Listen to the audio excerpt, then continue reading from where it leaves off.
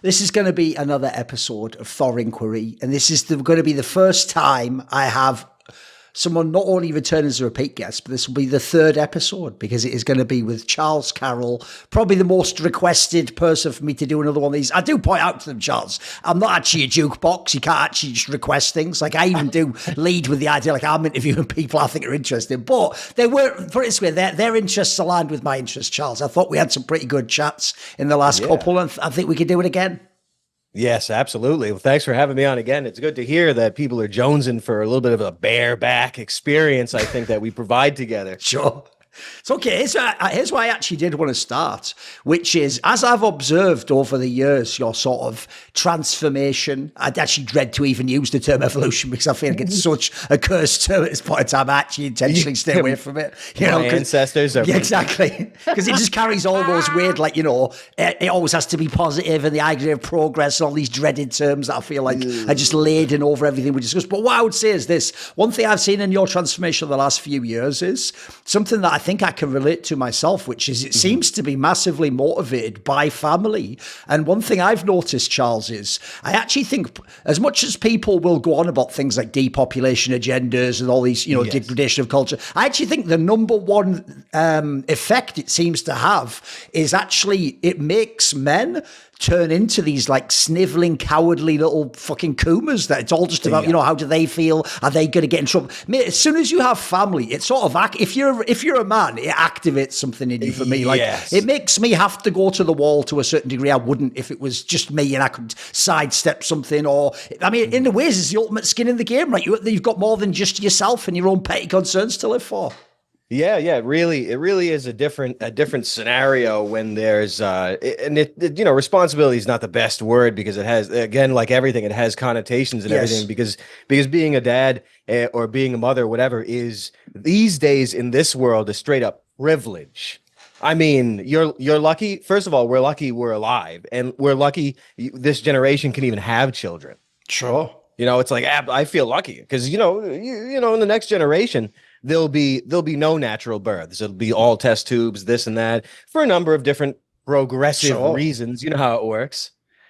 Yeah. So it's a real privilege, and it does activate the soul, or it's more like proof of having a soul when you can work harder than you normally would have because of better reasons than just success or getting ahead. Yes. I even give you another thing I want to bounce off you, which is it's something I've observed in my actual work life, which is I used to be one of those people where, because I came from kind of, when I was at school, I was the kind of just naturally the anti-authoritarian figure, fuck all authority, like who are they to tell us, if you're smart, why should you have to follow the rules? All those like classic things. I mean, the joke here is I don't pretend to be different than a product of my culture, mate. You can see this is all coming out of bloody Hollywood movies in the 80s and the 90s, like the anti-hero character. If you can't be the fucking baby face, you may as well be that guy, right? Be the guy with the cool edge. And what I have to say is, one thing I've realized from a work perspective is, it's the reason why in general in life, if you actually want to run a business, not just do some creative work, if you want to run a business, it's terrible to run it with friends, because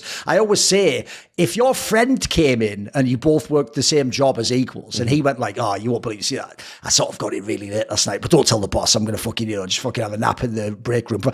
As your friend, you'd go like, haha, you silly rascal, that's just like you. But if you were his boss and then he told you that, you'd be like, well, what the fuck? So now we have to pull the slack for you for the rest of the day. And what, you're still going to put in your time card and get the money for all the time you didn't do. It irritates you. And I think in the same way, what I'm getting to here is, I actually feel like another thing about having family, and then the sense that you do want to be protective of people, and actually you don't see yourself as just a commodity, is a lot of the things that seemed funny or cool about like culture before just become really dark, mate. You know what I mean? Like you realize, like the obvious example is, why were so many of the jokes that preoccupied dark humor about fucked up things about kids and stuff, or the idea that we're all going to die of cancer or something fucking insane? Like, you know what I mean? There's a lot of topics that, like, when we're just atomized individuals, we can think like, haha, just a silly idea, isn't it? That becomes a little bit darker for me when you've got people you're responsible for and you're sort of caring for in the world. You realize there's almost like the shadows hiding within that stuff. Yeah. There's definitely there's definitely quiet warfare no matter where you go. and the skin in the game when you choose to participate, because you can be a sort of a non-combatant in a way when you live your life as sort of a solo guy, but when you do have a family, it's actively participating in the welfare of the world. Yes.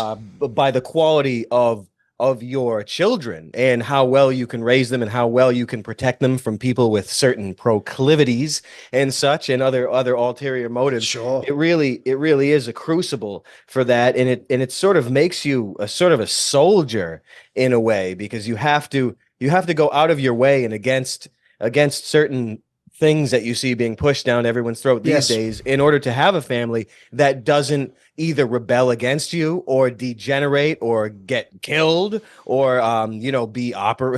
start having operations and things like that, which is really cool. You're up against so much when you have children, and a lot of the stuff you could laugh off back in the day, like you said, it becomes a reality. And if you think about it enough, it becomes a time machine where you kind of sort of get into the future a little bit, and you envision, or you try not to envision, the worst case of the world, but what your children will be dealing with. And it's really something that, I don't know, it's a sort of a baptism, I guess. Yes.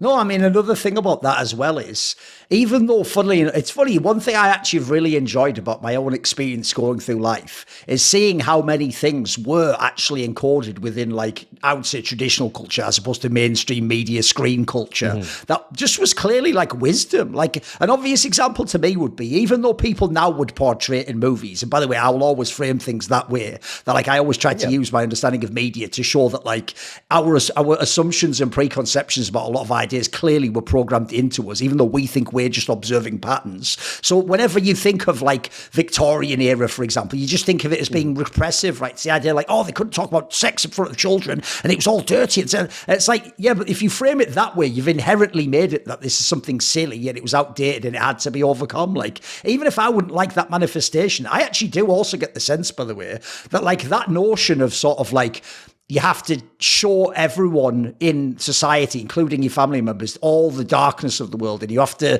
tell them about all the horrible things going on in places they'll never go to and all the outrageous atrocity. That's clearly not good, mate. Like, I do think the idea that you want to sort of keep your family to some degree in a bubble, that's a good thing to do. You know what I mean? Yeah, that's your job. Yeah. What do you think on this topic? Because obviously now they try to push this idea that you should go the other way. You should tell them from day one about everything almost as literally as possible. There's a perversion to that. Sure. Yeah, we all know what that means. Sex ed, the earlier the better, right? Oh, yeah. And also leads to internet is a basic human right, or rather pornography is a basic human right, which is something that you'll have to start, we'll have to start enjoying. But yeah, it is something that pounds you from every direction. And it's so difficult to define things of a spiritual nature, or rather things of a nature that has been taken out of the lexicon that you have access to, like the words completely removed. So it's so difficult to defend yourself against certain priorities that are so dark, normal people wouldn't be able to understand. Real villainy or real wickedness. People don't have a comprehension of that, because their wickedness and evil is defined by TV, and there are people that write and direct the TV and everything, and keep on. It's all the same thing. So people have it's hard for most normal people to keep things in perspective, just because people will never understand that everything is warfare. And it's sometimes it just makes your skin crawl, I guess. I know what you mean, though, because I often think the same thing, which is that I sometimes feel like I always use that term Babylon for that, what I call it, the mainstream world, the idea of like going into the city, as it were, from your little Hobbiton homestead, whoever the fuck in our minds we all like to imagine we live in. I do think it's a sort of like spiritual warfare, like you say, because it is absolutely the case in the modern day. There's no such thing as a true non-combatant. Like, a minute, just to hold your ground is warfare in the modern day. Oh yeah, it's like love. A real, true, real love is violence to the wicked people, because that real love would require you the two things that are kind of difficult to do these days: defend children and defend women effectively. Oh, for sure, yes. Yeah, if those things are difficult in the world, that means your world is literally smashed and annihilated and about to completely flip upside down into a nightmare, world. People don't really get that yet because, the tricks that they use to string this hatred along or make it coagulate and make people, hate each other instead of hating the system. Oh, I mean, the genius, like you're saying, is they'll make it so the person who actually clearly has the intention to protect a child or a woman, they're the one described as hateful. Because like it's like the genius of what they've done with like the idea of the state is because the state has the monopoly on all violence, all of a sudden any violence you perpetrate, even if it's like essentially in any other area in history, you'd be the hero. You're the ultimate villain. You're essentially a terrorist at that point in time. Yeah, it is a real. It's hard to define that shadow play. It's I don't know, other people define it better, I guess. But it really is something. It's very like I guess Satan-like or something that's like a villain lawyer, like law villainy, and that flipping and turning defense and love into violence. And, if you step up with violence to any authority figure, you get deadly force. Oh, of course, yeah. I mean, obviously, So it's kind of hard to make a big stink out of things because it's not even just like physical violence. There's financial violence, there's psychological, there's sexual. They mix it all in. They toss it to everyone, and it's hard to define how to be above it or. Well, I mean, maybe it's not. I guess it's just practice, but most people have their work cut out for them and don't even know it. And it's hard. Oh, for sure. It's just hard to be aware of this and know that it's impossible for everyone to wake up. Like it's just not even possible.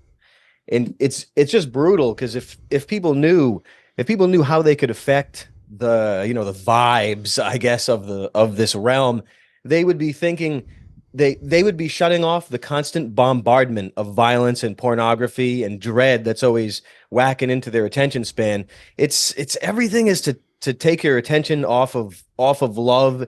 And I know that doesn't sound the best. Like there's a better, more apt word for that sort of thing because there's so many connotations to that word. It's like saying something about Care Bears. It's like they make every word a joke. Oh, they've ruined that has real weight.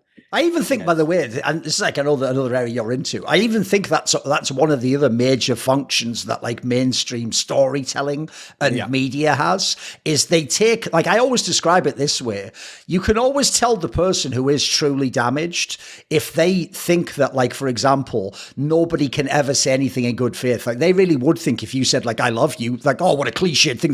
It's only cliched when it's been repeated a million times and prostituted out to mean absolutely nothing in stupid films and movies, and you've been told your entire life that you were supposed to say I love you to the first girl you just kissed on the fucking hand, like as all that's love. And whereas the point is, when you actually experience the real thing, it's the other way around. Suddenly those words aren't enough to encompass it. They're not in any way cliched, are they? But I know what you mean if you can present it as something where it's just some stupid commodity of no value.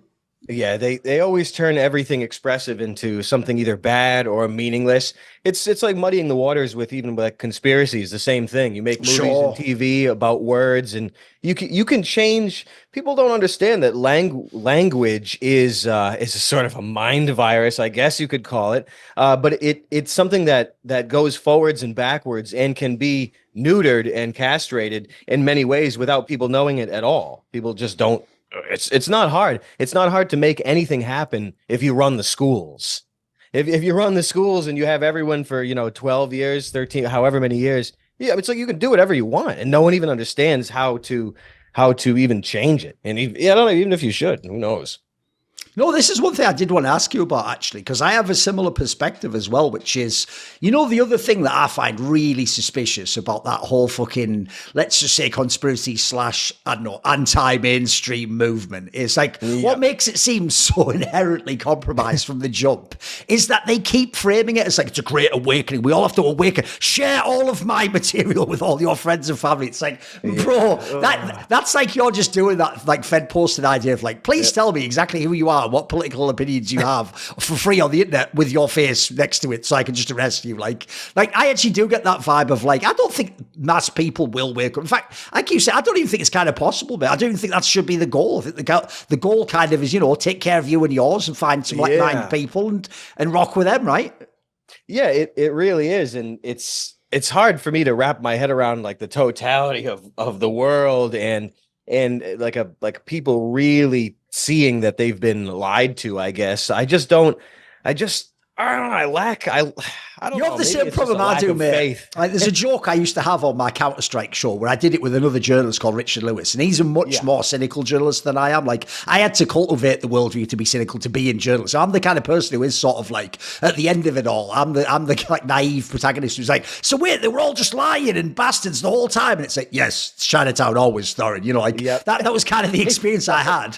But I have to say, in that kind of a setup, like, I do kind of feel like you have to eventually realize that, like, it feels infuriating because part of you feels like the more sense it makes to you and the more you like encounter tools and techniques, you obviously want to share them. There's a good impulse there. You know, you want to kind of, as it were, help someone free themselves or lift a burden from them. But I mean, this is something I did want to ask you about because it's clearly something you try to do with your streams and your comedy. In fact, my joke with you is I always tell people I don't say the quiet part out loud and I just throw a breadcrumb. You're just throwing whole fucking loaves of bread at people's heads. But the problem is I've noticed, this is what I want to ask you about. Part of you must have the impulse where you want to help them. But at the same time, I've noticed your technique is you can also get away with it because people will actually, the ones who the bread isn't for go, oh, he's just joking. This is just an act. And then they don't get that. Sometimes, dude, you're just saying like real, like fucking cutting edge shit, but they just take it as, oh, he's just joking around, right? Give me some thoughts on that, because you obviously have the impulse to want to put some of this stuff out there, right? Oh yeah, it's just, I guess you could consider that a sort of a mirth thing. It's the breadcrumbs of they're sort of delightful for me because I've been kind of through the other side and all the way back. So it's the most twisted jokes I could ever make. Regardless if they're baked into reality or not, they're like all jokes to me. So it's like it's light for me. You know, it's not like a heavy thing. But a lot of people do appreciate it. But some, it like you said, it goes over the head, and sometimes it goes over the head, and they don't even know it's a joke. Yes. So it could go both ways. Like, oh, this is a joke, it's nonsense, or oh man, he's real, he's serious about this. So it's a good position to be in, sort of an androgynous position when it comes to where jokes can go or how they can be identified. I think is a strong position and the most fun position because it's not about making people like angry or combative. It's like you'd rather confuse or bamboozle rather than inflame. I guess you could say. Yes. Oh, we'll see as well. I also do feel like, I mean, people have expressed this idea in many different ways, but it is almost like that idea that there is almost a cosmic level to how humorous life is, right? Like some of it is sort of like the joke's on everyone, but it's on you too when you sort of realize in a way, right? That's why some of these things maybe never will be perceived by people. Yeah, it's just, I just don't think it's possible.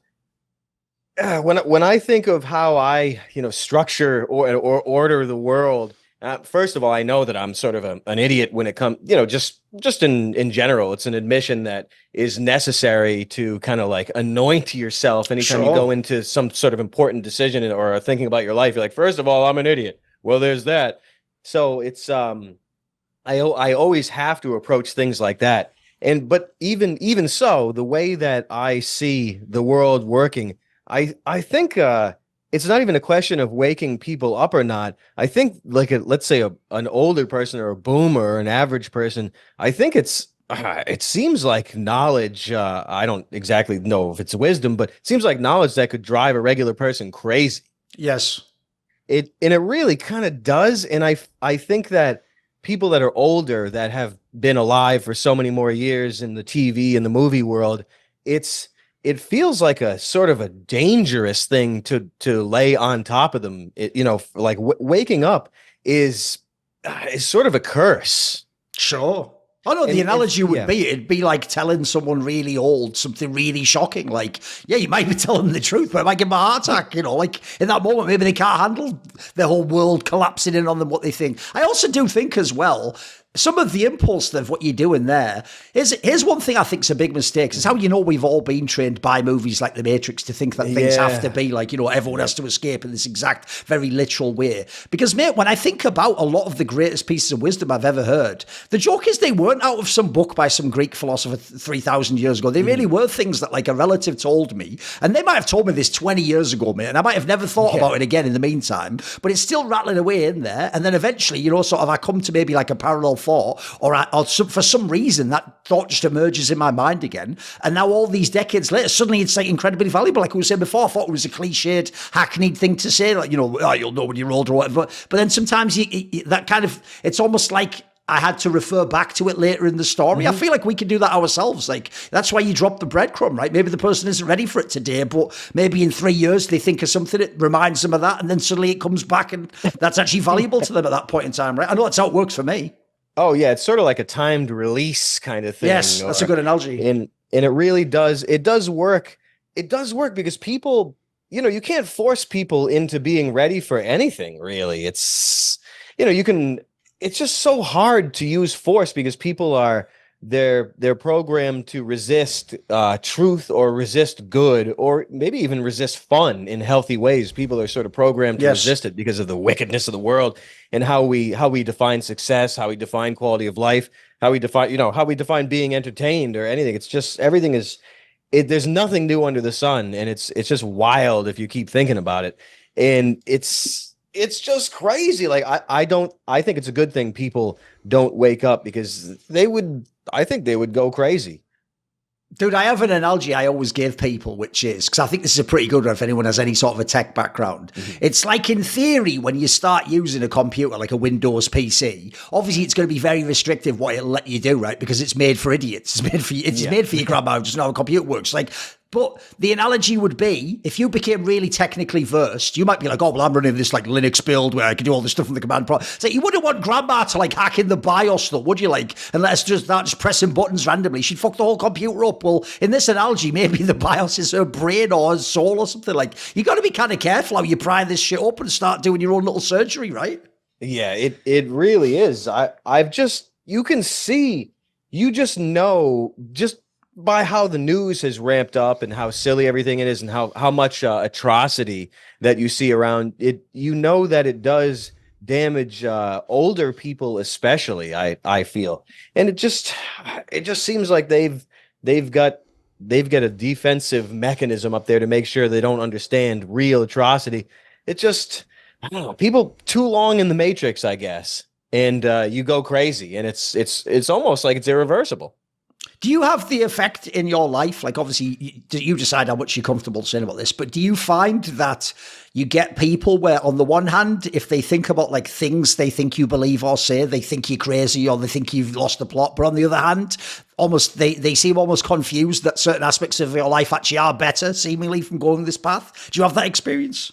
Yeah, there's always some sort of a criticism when it comes to I guess development in certain ways that aren't strictly like media related, I guess, like life related or spirit. I just don't have a better word for spirituality related.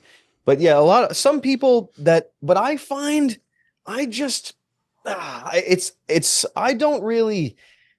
weird the way I process things, or the way, I don't know, I guess the way I ignore things, but I just consider any criticism of sort of not going crazy, but ruthlessly grasping out for some truth and not worrying if you kind of sound like a wild man or doing wild stuff.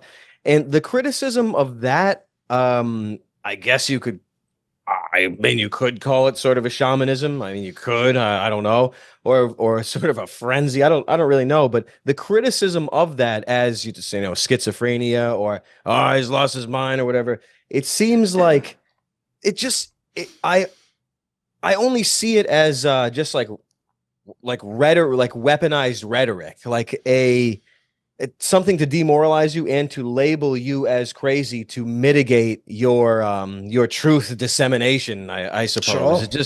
I don't take it personally, like they really believe it.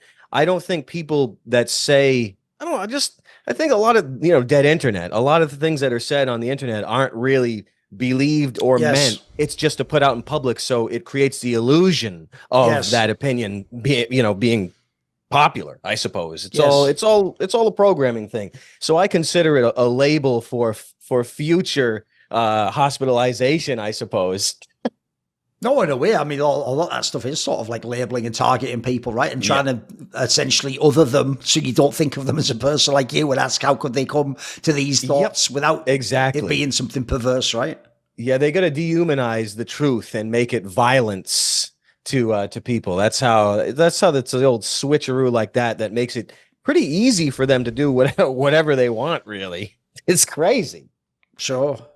Because I will say one thing I've always found fascinating, I mean, I'm sure you must have an interesting take on this yourself because you've done the same thing, is I often do tell people if you want in a creative field to be successful, it's actually counterintuitive because what you're going to think if you're a naive beginner is, essentially you're going to think it's like market research, right? I'm going to look at what's popular and I'm going to see, can I do that? And then I'm going to sort of ape that a little bit and then let's see if I can get some shine off it. It's like, well, obviously the joke of it is it's counterintuitive. It's the other way around. What you should actually do is look at what's unique to you specifically and then actually enhance that. And then look, you might not be guaranteed it'll work if your goal is fame, or that's it. It's not necessarily the greatest goal. But if it works, the joke becomes that is what will make you famous, is the thing that was uniquely you. But this is where it becomes an interesting dynamic if you think about the idea that you're crazy. Because most people, when you say crazy, you just mean they're different. You just mean they don't think like we do. So what's weird is culture tells us, like, when you're unique, then when you're approved as being unique, well, now that's what was unique about you is cool, but now everyone must copy you. And now everyone's going to agree that what you do is good. So what's bizarre is we all on some level know that we're looking for people to be different, but it's only if it's in a pre-approved manner reflected back to us through this fucked up hall of mirrors of media. If it's actually an individual person, like you say, we're almost pre-programmed to dismiss everything they say just because they're not like us. Yeah, it's really a hard, it's pounded into you ever since you were born, forever in ways that you really can't remember. So it is an uphill thing to tolerate things that are drastically different than what you believe. I think it's a skill, or maybe it's a destiny. I'm not really sure what it is, but how much you can tolerate something being insanely different than what you grew up to expect is a resilience that I'm not sure. I mean, I don't know a better word for it. Maybe there's a better word in Greek for that sort of resilience, but it's most people they're not even aware that it exists, or that you can be degraded in ways that aren't bruises or knife or gun. They have no idea the bruising and the inside. I mean, if you think about it, it's crazy how many of these concepts from media are just booby traps. I know what you mean. Almost every single time I ever encountered anything that ended up being like a worthwhile rabbit hole to go down, or like a different worldview, I think your own grave. I immediately rejected it, mate. Like my mind, before I even thought about it, was rejecting it or telling me like, well, that sort of person who thinks, so it's like this other person. Then it's like your brain just goes into crazy cognitive dissonance before it'll even let you sort of touch and pierce the veil to some degree. Yeah, there's just those defense mechanisms that are employed automatically, like airbags, I guess, to protect the more gentle among us, I suppose. I actually have a question, because I saw one of your videos. I told you I'm a big fan of when people just do those little clips of when you do like a musing on stream or something. And one of the ones I like, because obviously people know from past episodes you're very much into the Witchcraft paradigm. One thing I quite liked that you made a good point about, which again goes completely counter to the way every form of media tells you the mind works. So what the media does is the media tells you you are your mind, and that your thoughts and your emotions are you, which obviously anyone who's done even any basic amount of like meditation or prayer or something will know immediately. I mean, that's one of the first perspectives you sort of shed, right? So one thing I've noticed you often point out is it's not that we have bad thoughts, it's that people have them, identify that they are the bad thoughts, and then just ruminate and spiral on the bad thoughts. Because one thing I have to say I've always found really, really disturbing as my eyes have been opened a little bit more to other perspectives is, dude, there are so many what I thought were amazing films and novels where essentially, if I was to boil down the premise of the novel or the film, it's right. Someone experiences a really horrible thing. They then ruminate on it to the extent it destroys everything good in their life, and they die at the end. But somehow that's heroic because like they never stopped loving that person. You know what? You know these weird ideas. It's like, think about this. Like if you actually had a family member where someone close to them died, you would never tell them, right, what you want to do, mate, is mythologize that person to be the greatest individual ever lived and basically dedicate the rest of your life like some sort of fucked up Indian funeral pyre scenario to just destroying your life in the hopes that people remember how brilliant they were. Like, you'd tell them the opposite, wouldn't you? You'd tell them, like, look, it's going to be hard, but you'll get over it. Like, you'll have other relations. You'd tell them the opposite to what the media does, but the media romanticizes these really fucked up sort of pathological like ways. They turn people into ghosts. They get people to go to hell before they die is what they do. It's why one of the most sinister tech things I ever saw was that shit where people were like, hey, in great news, we'll be able to use AI to animate your dead fucking girlfriend so she can talk to you still on your phone. It's like, mate, that sounds like a hell zone. Please get me the fuck. Is there any way I can opt out of that forever? Because I don't ever want that capacity, please. That sounds terrible. If they tried this a few decades ago, there would have been, there would have been pitchforks and torches. They say there should be to some degree, mate. Yeah, not anymore though, because enough time has passed, and the people that knew a different time are old or dead, and now everyone that's younger, all they know is abuse. Yes, it's just the nature of the prison. It's just the efficiency of the prison. But no matter how efficient it is, I don't know how long this world's been occupied. Could be 300 years, something around there. It doesn't seem like that long. No, exactly. Yeah, it doesn't seem like long at all. Like 250, 300, like not many. I know what you mean, because I always get the same vibe, which is people want it to either be that there is no conspiracy or has existed, it's inescapable. I get the opposite vibe, because I always tell people this. I'm sure people have heard this observation before, but like they obviously wouldn't need to use full spectrum propaganda every fucking second of every day if the war was won. Like if they'd already defeated us, they wouldn't bother. They'd just be doing a victory laps all day long. So the idea that they have to tell you, just like with any certain, let's say, like societal issue, like, oh, it's 99% fucked, so just do what I say, or the last 0.1% kicks. It's like, no, it's a loser's position. Yeah, if anything, that sounds like what you're saying when you want me to give up before the battle's even fully gotten going. It's like the classic voter suppression. Yes, that classic. Yes, it is. It's scary. It's everything. I mean, you know it. All the movies, all the TV, everything is sabotage. Everything is meant to derail your destiny and make you forget that you even have roots or a birthright. Nothing at all. It's just, you gotta go get your nut. You're gonna work, get your bag, and then friggin' blast yourself. You know what I mean? It's you get nothing. Think about this person for the next 30 years, become a ghost before you're dead, go to hell before you die. You get nothing. And then if you talk about, you can have like positive advice, like just get over things, or there's going to be grief, just some of the stuff we talk about. But I like to go a step further, because I just understand. I like to style myself as someone who kind of understands how these things are done, or how these demons think, I guess. So I kind of take it to the next level, and I consider that sabotage and these thoughts that they plant into you are so either parasites or demons. It's a hideous. You almost like externalize them, like you're saying, as a force, right? And it's the idea that you have to resist them, right? Like when these bad thoughts come, you don't just ruminate and go, well, that is me, haha, just accept that. No, so you kind of you push them away, right? You have to put them in a bubble. Yeah. You have to. It's like bubble, man. You got to put them in a bubble, and then you get them out of you, and then you can see them and define them, and then you can get them the hell out. Yes. But if they're always telling you like, oh no, your thoughts, oh man, you're so dark. Wow, like. He wasn't meant for this world. Yes. He was so dark. It's just because of abuse and sabotage by these I don't know, these demons that are just nothing. They're just, I guess they're just jesters or something like that. Who the hell knows? But it really, it could make anybody crazy, ruminating on how their life has been essentially stolen from them. Get 15 years or whatever in school stolen from you. You don't have to look bitterly at it. You can just laugh. But it really does. It really is a staggering operation and a staggering machine that is required for, it's not easy to make this prison go, because the power of the people, if they have enough time and money or energy to actually get together and talk about these things without getting broken up, They would really have. There's what I mean is there's no means of success right now. Like, how do the most people get together and talk about these things when they're struggling to pay taxes? Oh, for sure. I mean, you can sum that up. The groceries, this and that, the financial warfare that they're getting hit with is not money. It's time and lifespan that's being stolen from people. It's not just what about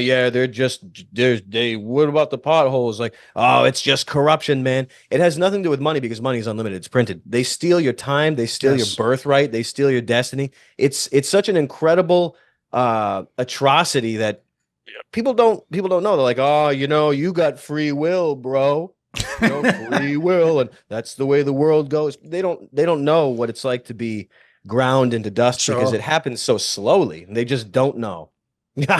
I've got a few things on that. First of all, when you say the thing about it's true that whenever you repeat any Zoomer talk out loud, it just falls apart, doesn't it? It's like all the slogans like "get the bag, bro." Like when someone says that, I just imagine like a pauper with that little bindle from the old comics. You're just like a spiritual pauper with your bag. That's all you've got. All you're doing is traveling, place to place as a nomad with no fucking home, and you just got the bag. Like how fucking just a hobo. There's nothing to that. Yeah, there's nothing to that. And then also, it's cool, though. This is where I would say also, this is why I would look back to the beginning of the conversation. This is where I also see the insane value of having your own family, not just being part of a family, having your own family. Because I'll tell you another thing I found fantastic for helping like recorrect my worldview is I might be on the internet or I might be doing something at work where I go down a rabbit hole, I'm mad at something, I'm resentful towards someone, I'm angry at something. Maybe it's an injustice, you get to have that delicious, righteous indignation that we can all get addicted to because it's a great feeling. It's a lot of conspiracy thinkings about that. But I'll tell you what,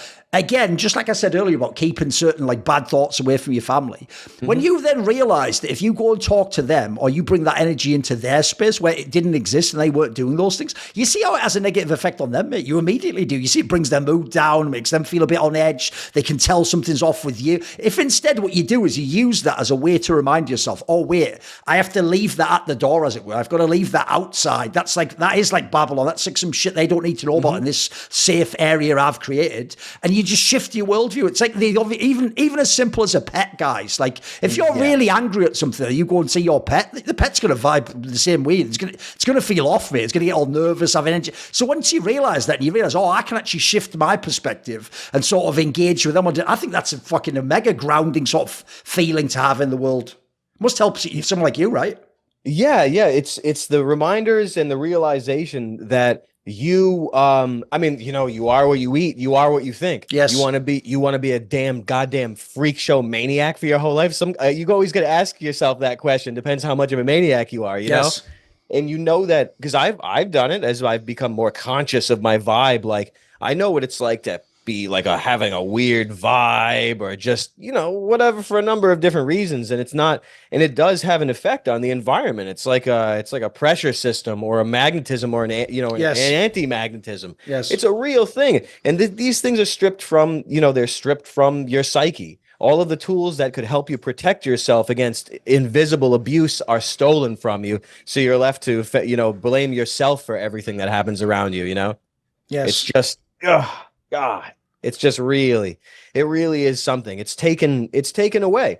Because you talk to anyone about energy or vibe or aura, maybe not vibe because that's a bit of a meme, but aura or just most people are going to laugh at you unless they're sort of getting down with it.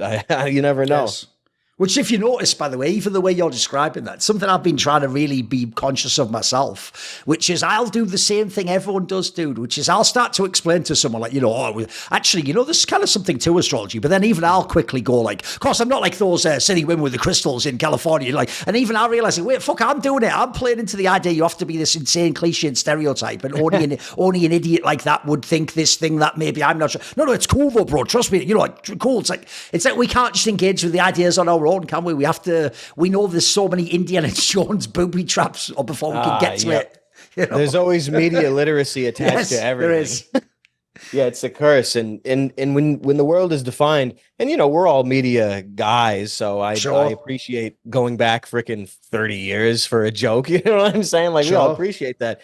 but the world is defined by media because the illusion and the witchcraft is so on point and invisible and effective to where it's just like a regular thing in life. It's like you getting your ass beat or getting, you know, a paddle taken to you or a whip every day. It's just something that's been normalized. The normalization of abuse and torture is essentially the name of any, you know, freaking end game prison structure. But yeah, most people, they're not gonna believe, and you get to keep it away, the knowledge of these things, until an appropriate age, or rather, not even an appropriate age, but how can you define what a ritual initiation, let's say from boyhood to manhood, is, if all of these things have been stolen from us and only used by the test tube freaks that you know, rule over us? It's just crazy. And the astrology, it's all of these technologies. It's just, you know, it just really stinks when every single technology there is in this world is just used against us. It just stinks. Yes, and they've just tainted all of them. So even how you think of them, you can't even engage with them on a serious level to some degree. I mean, it's why one of the main things people might have seen on my side channel I try to do now is feature people who have a worldview that isn't just about pure rationality, because I realize myself that is a cul-de-sac. It only goes so far. Rationality can be twisted. Yeah, and obviously the biggest joke of all is, first of all, you can rationally explain all sorts of horrific worldviews and end goals, which is what they literally did in the 20th century. It's all just nightmares, hell ride. And then also what you very quickly learn, as much as people who are sadly trapped in a rationalist materialist worldview won't see what I'm saying, is it doesn't ever get you anywhere good. Like, there's no outcome to that worldview that ends up with you being a more loving person with a more awesome life, who sees through problems and doesn't get burdened by it. You won't get any of those things. You just keep going down this route, because essentially it's like the meme people make about people like Destiny. It's like the reason he'll never feel loved is because you can't have a peer-reviewed study on Wikipedia that says he is loved, if you get the joke. Like, that kind of is like, that's where rationality leads to in the end, you know. Yeah, it does. These things, they lead to nowhere, and you come to a certain point where you've seen not seen with your own eyes, or perhaps just the real true wickedness. You realize that even the knowledge of it is dangerous and damaging and sabotaging and like abusive in some ways. And you know that you find out after years of either fighting fire with fire or going down rabbit holes, it's like that fire doesn't work on fire. Yes. And it just doesn't. And you need a different approach. And the approach is fortifying yourself and becoming the truest to yourself and the closest to your destiny, or how attuned you are perhaps at reading the mind of what God would want for you, perhaps, because you have to. These things aren't rational. These things are not defined. They go beyond rationality. It has to be. There's just a dimension that's just not defined by the freaks in the media. You know what I mean? That's why it's so denigrated. But it seems like just the soul, what you know is right and wrong, if you have a soul, depending on how blasted you are or whatever. I don't know. But it seems like the voice of truth is a real thing that you can tap into, because you know doing certain things are wrong. Other people would disagree. Yes. And I think that's just that's a being severed from creation and from God, people that are out of control and that intentionally do things that they know are wrong, and to the point where they don't know right from wrong. It's the ultimate demonization of dehumanization. It's just that these need to be thought in different ways that aren't so rational. And that's why it's the only way it can be effective, like through transcendental means, or by way of initiation, or by way of sacred spaces, whatever it is. It's like hyper spiritualism that's required, because clearly the material realm, the third dimension, this world is a huge grave. Yes. It's a pain mill. I mean, one thing you alluded to earlier there is that's another thing. That cliche of like fight fire with fire, well, it doesn't work. Like obviously it just makes the fire bigger, doesn't it? So the reason why I get what you mean on that one is, even though again it's the cliche from nature of like, be careful, like whatever, fucking stare into the abyss stares back. It's kind of true though. Like one of the areas that like, and it's funny how they're able to play on positive things about protecting people and your family and children, etc., by making you think like, right, well, I need to expose myself to this so I know what how dark it gets, I can avoid it. But what you realize is in doing so, it does degrade you just to even experience some of that shit. Whereas the real joke of it all is like, you would be much better off not looking into that topic and just making sure your family life's awesome. Your kid isn't the one who's going to be off in some weird area where some creepy fucker's going to do that. The analogy would be, I think of the last few years is a great analogy, right? The analogy would be, rather than think of every possible illness that could kill you and exactly what at the moment before death could be some sort of wacky science cure, how about instead just work on your immune system, as it were, your spiritual immune system. Keep that super strong, and you won't need to worry about, let's say, the metaphorical flu that might come across spiritually, as it were, there. And then also, I definitely agree with that latter part as well. Even though it'll always sound super woo-woo, until you've had the experience, you can't understand. Like, I now totally understand the religious dimension, Charles, in the sense that, like, I agree. It is like you have to get out of your way of what you think is who you are and your ego and this weird construction of an identity media told you to sort of pick from a catalogue with. And once you get past that, you really do. There is like an internal voice. It really does tell you. And as you say, people are going to think it sounds grand, but the more I experience it, the more it seems like it is almost like the voice of God telling you what to do. Even though obviously, spoiler, they've made every movie, every serial killer thinks that. But we're talking about the real thing, though. We're not talking about because it is the other thing. That voice would never tell you to kill people. That's not that. No, that's not at all the voice they're pathologizing.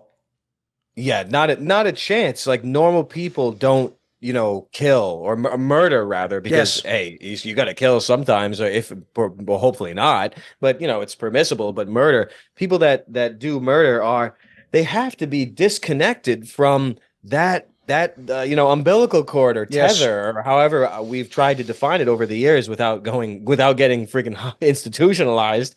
And it's just, they don't make it easy. They pervert everything and obfuscate everything and mislead everywhere. And it just you have to have this foundation of what I think will grow in my life. You have to get down to brass tacks. You can know a lot about bad things, but you can also think about good things and strength and destiny, and perhaps a connection to a loving creator, or however you live your life. There has to be something more than just the monsters they've made us into through torturing us at school and with gore and pornography over the years. There's got to be something that's through that monster coil right there, because everyone gets it. Everyone just gets it, because life is made artificially hard. So parents have a hard time with all this, and they bring the freaks around the kids, intentionally do it. It sucks. But that if you're, I know from experience from me, if I'm bitching about something, let's say, or upset about something, it only grows. Yes, it only gets more, right? big until I turn into it, until I turn into the monster. Right. I see what you mean. By the way, that's actually another thing I wanted to say as well. That's, even though, again, these will come across to people who haven't had the experience, like silly platitudes or something. One of the biggest game changers I've been able to apply to my own life, and actually like quality of life and my thinking, is anytime I find myself feeling resentful about something, I try to think of exactly the situation or the person or the dynamic that I'm resentful about. And I try to flip it instead to saying, what actually am I grateful about that though? And that can even be, by the way, this is why I'm so certain. I keep telling people, to me, gratitude is the antidote antidote to resentment. It's not distraction, it's the antidote. Because what happens is, even when I think of fucked up things about the world and Babylon and all the things I think are evil, you know what? At the same time, I always say this, there are some aspects I'm kind of grateful for. Like, you know what? You can actually opt out of some of these things, Charles. Sometimes you can even avoid them. Sometimes they'll even, because at the end of the day, they sort of need us too. That's quite clear, by the way. They actually need legit people too. First of all, to mimic us. Secondly, to take the products of our art and creative expression and to twist them and all those Tolkien type things that they do. On some level, like, they do allow us to exist, because at the end of the day, like, a lot of it's our choice and what we choose to do, right? So I'm very grateful for some of these things, no matter how dark it might ever seem on a certain night or day, you know. Oh yeah, the darkness. I mean, you have to. You're a man, so you're aware of real darkness, but you know that it's darkness could be completely annihilated very easily if people were united. Let's say, if they were united, not united against God, but if they were united in their love for one another, which sounds, it sounds a bit silly, but it's a real thing. If you feel true empathy, for animals, even for anything at all, if you are truly alive, then you hate suffering. You hate it. Yes. Or maybe that's not, maybe it's acceptance. But the tools that you have are very limited in order to cope with these things. And one of them is definitely gratitude, and how strong your faith is in yourself or the world. Faith and gratitude are the only things that matter and the only technology that you have access to, but they require command of your attention span 24/7 in order to really live it and become something that broadcasts good instead of just eats bad or amplifies the bad around. We get turned into bad batteries, I guess is what I'm trying to say. No, we do. I mean, one thing I've also really appreciated about a lot of your streams is, even though I can tell some of your fans get triggered by this, it's that you do often essentially try to explain that even media and stories and films you liked have been tainted, and some of them always were. And so you've had to sort of leave some of them behind, because one of the things I think is also a big problem on this topic is when we talk about things like going internally instead of looking externally for ideas, like heroic notions, etc. One of the problems is everyone else is used to being a consumer. They're used to just looking out to the mainstream like a catalogue and going, right, okay, so you're telling me this thing's bad, right? So which film should I watch then? And it's like, bro, look, there are films that have some, cracks of light where some of it gets through, or they get past the pervert guy who was casting all the hot women because he wanted to fuck them. Like, there are bits of artistic expression get through, but at the end of the day, like, it's their culture, not ours, mate. You know what I mean? Like, that's not the culture of sovereign humans. I mean, on some level, you have to understand it is all tainted, right?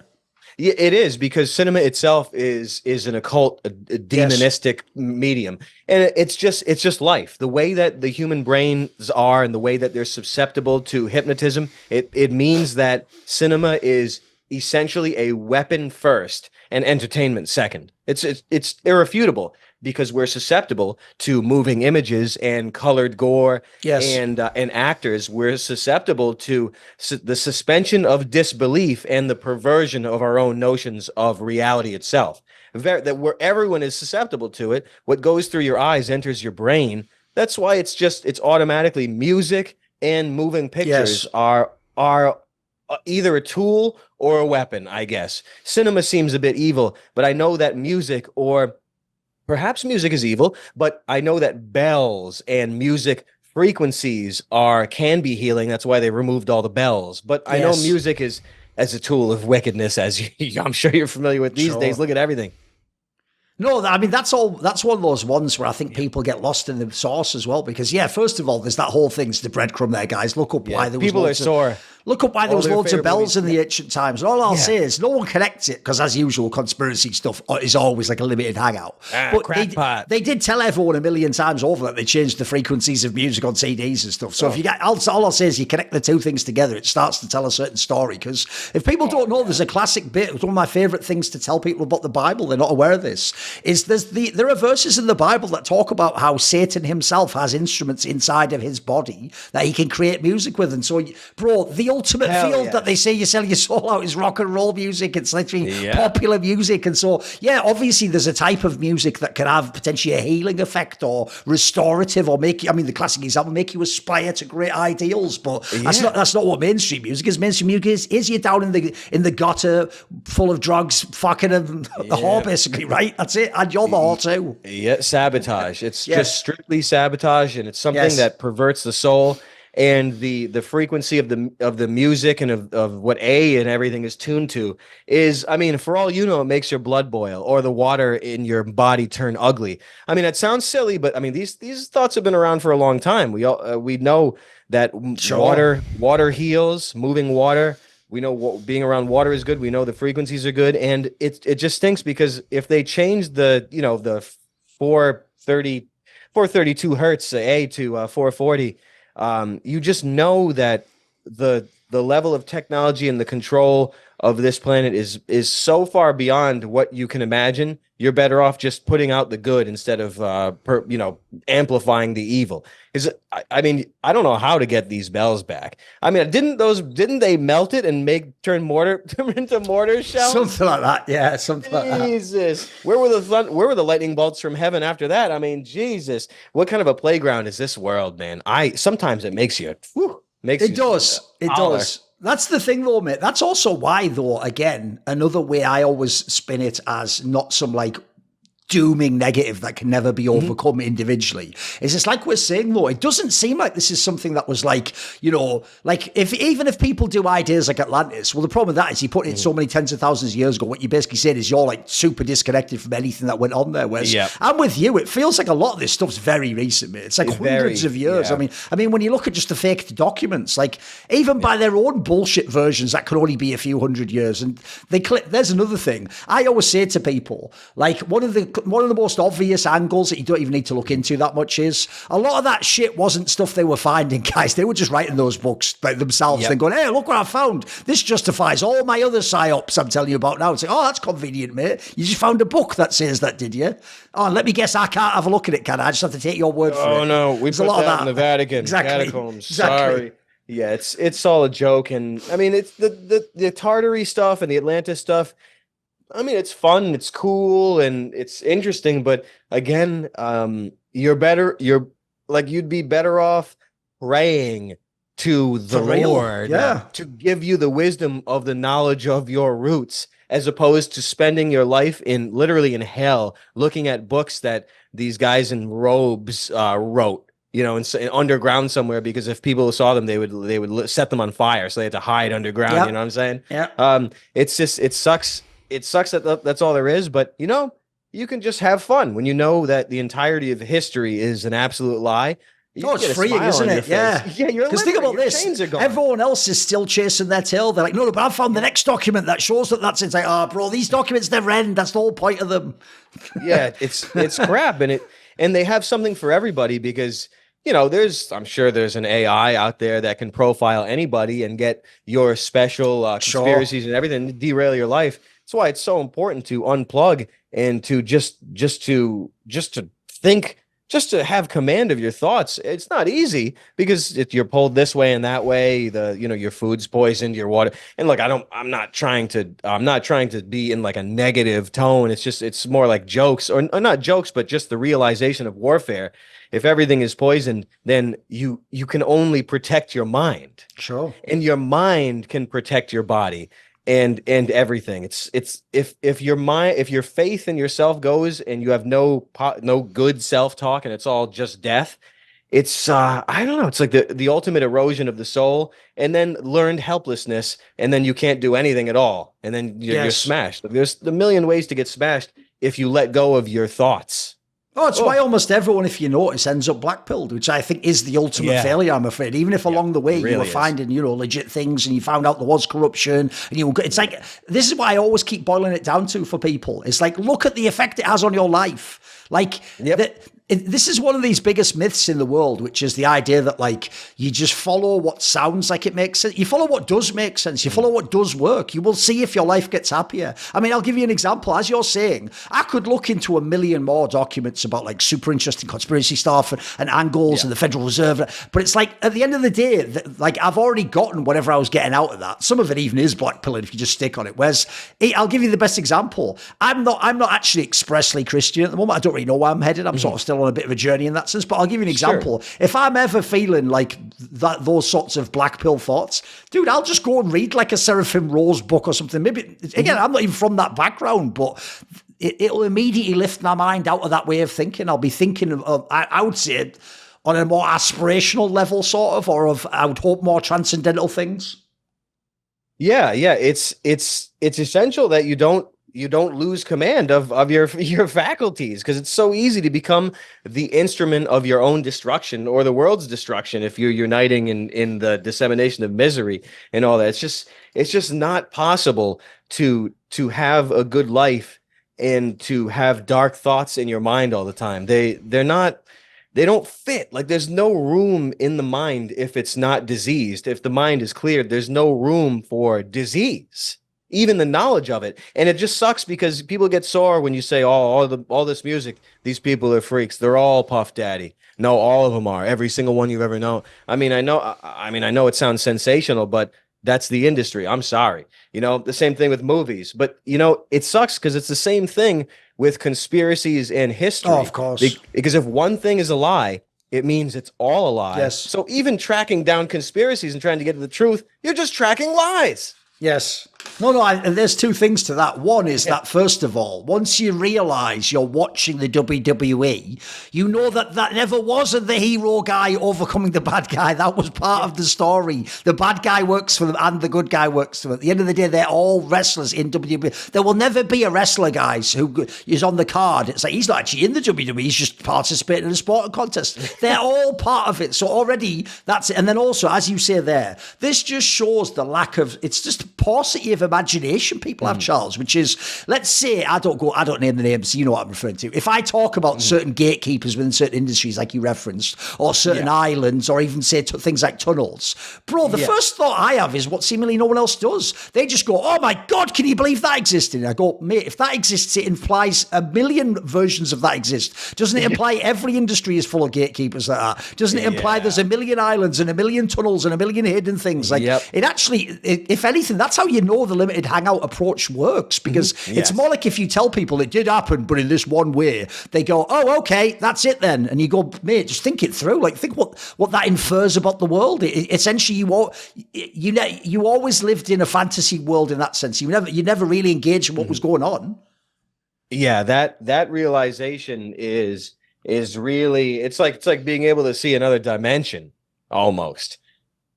It's like seeing different colors for the first time. Yes.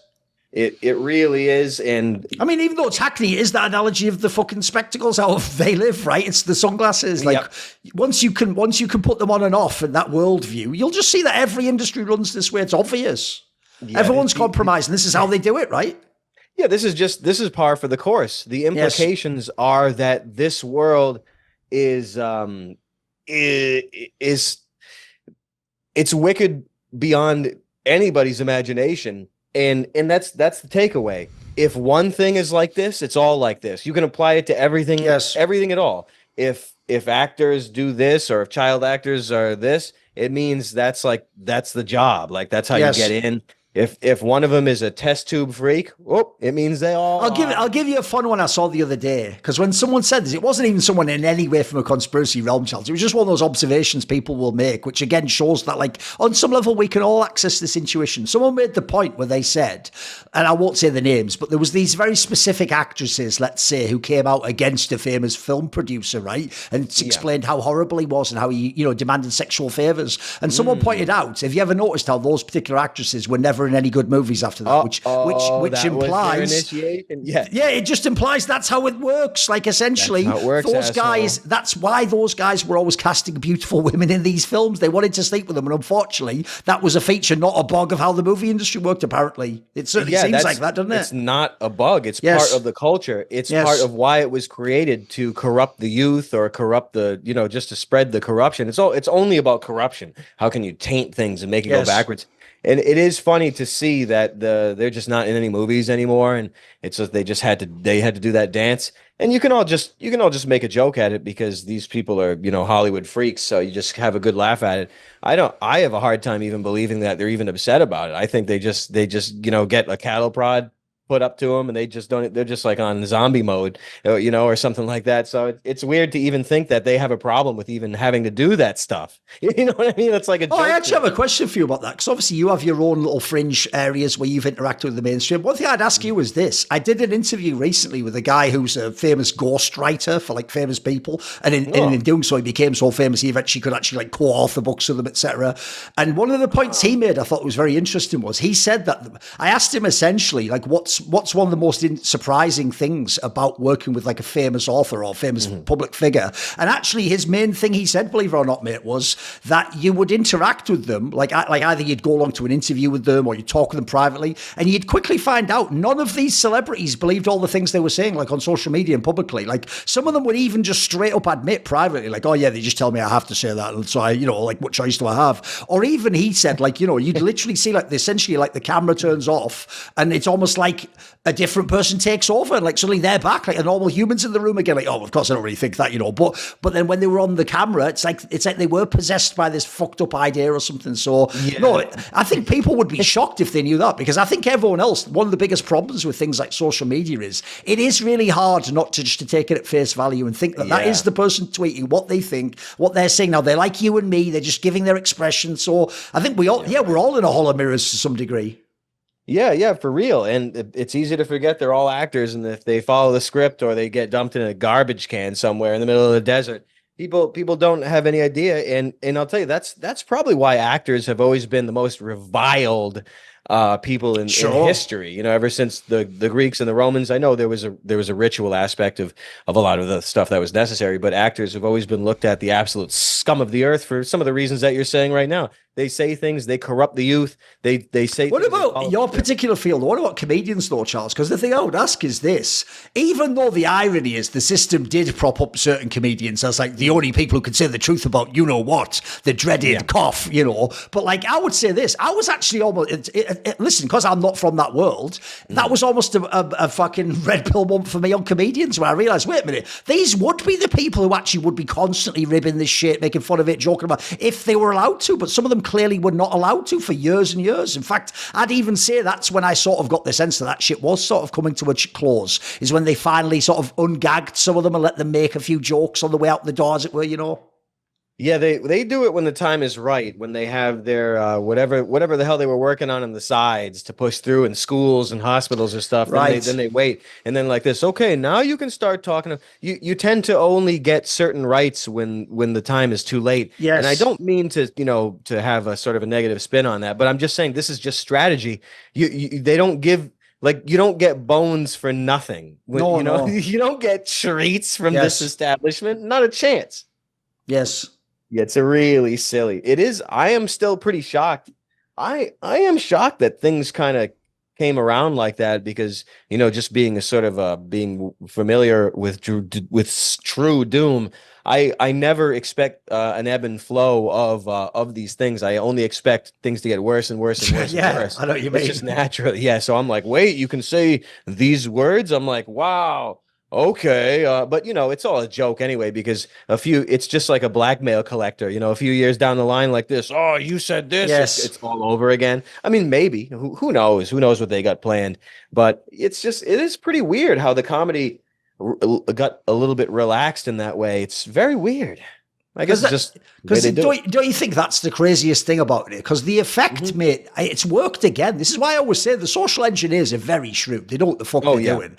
Like, one of the effects it had was people really do talk. This is how I actually get the sense that all those movements I wasn't a part of in history. I always had a sense they were fugazi when I looked in the conspiracy angle. And the reason why is because at the end, it always convinces the normal person, might even be a relative of yours, that like what they did or said mattered, and that's why the world changed. Whereas often I feel like it's the opposite. It's like, didn't they change what they wanted to and then convince you to change and that you were involved in it? Because like when we talk about that certain incident 3 or 4 years ago, people do talk, and I was like, well, you know, at the time it was necessary and it did make sense, but then eventually, you know, we all came to the conclusion that like we got to the, it's like none of those things happened. What happened is one day they woke up and just told you, right, it's okay now, you can talk about it again. In fact, you know, those like conspiracy, maybe they were true, you know, now you can believe this and say it, and hey, look, your favorite comedian can say it, and suddenly now everyone could go back to work, and everyone was like, oh, okay then, yep. And they never gave it another second thought, mate. They never thought through what was all that and why did they let us go, and what they acted like it was just a natural, like it was weather, like a fucking storm came, the storm went, and no problem anymore. Yeah, it was that, I find it more disturbing that they sort of did all that stuff and then woke up and said like, right, Simon says that's not what's going on, and we all just agreed. What?